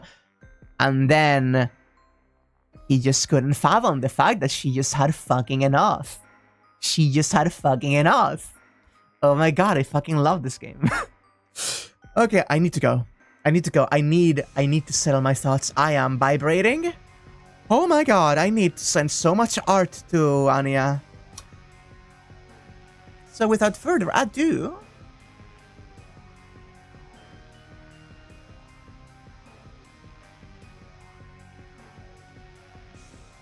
there we go. Could have worked had he not sent her to spy on Shiro.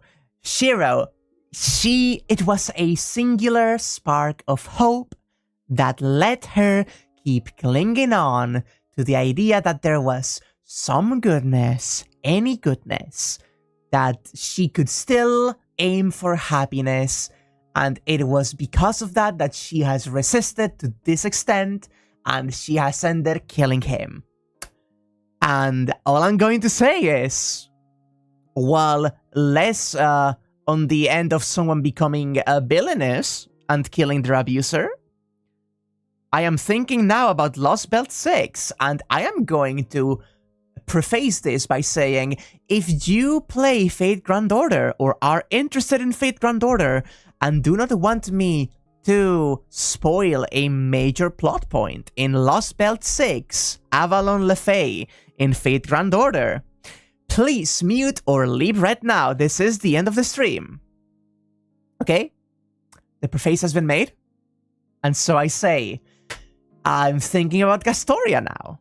You know, I'm thinking about Castoria and how she was raised in a village where everyone fucking abused her, where she was treated as a subhuman thing to bring reputation and money to the village, that when she couldn't meet their expectations, she was just going to be sold to the High Queen to get the Child of Prophecy to die, that she could hear and see everyone's actual thoughts about her, and she could hear the cries of people asking her to save them and blaming her, and submerged in the storm that she should have given up so long ago, she saw a single light, a single star of hope shining down on her, and despite the fact her life was miserable, and despite the fact that she hated the world around her, she clung to that singular hope and went, let's just try to keep going.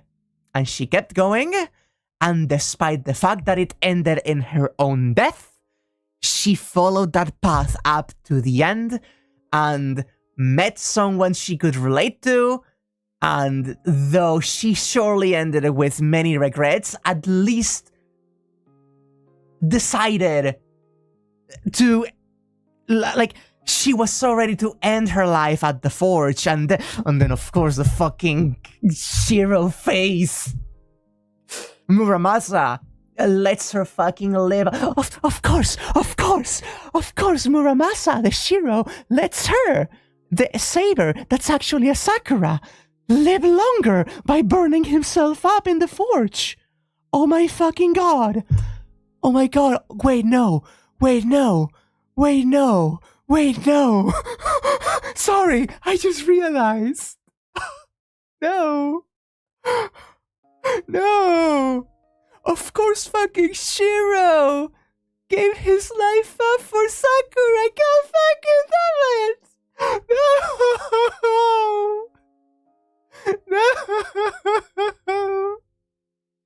Oh, I'm now thinking about all of Lost World 6 and I'm crying. Oh god, it's such a good fucking story too. Give me Mama Chan.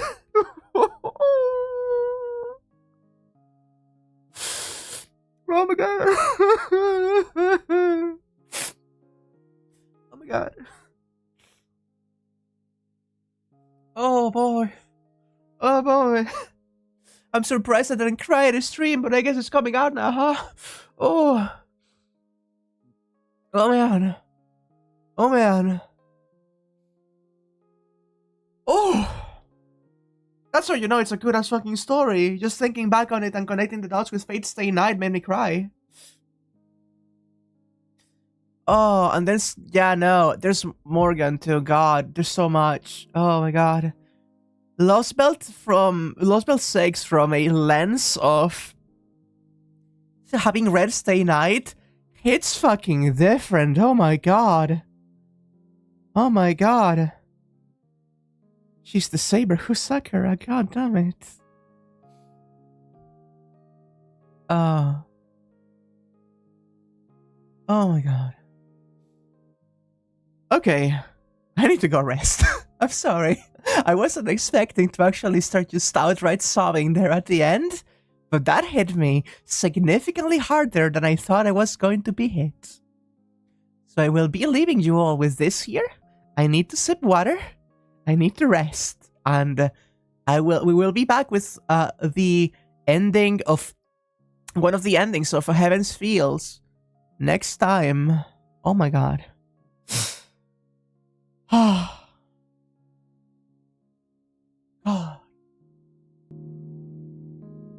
Thank you all so much for being here, chat. I I can't say thank you enough for all the support and hearing all of us just ramble on about this bullshit.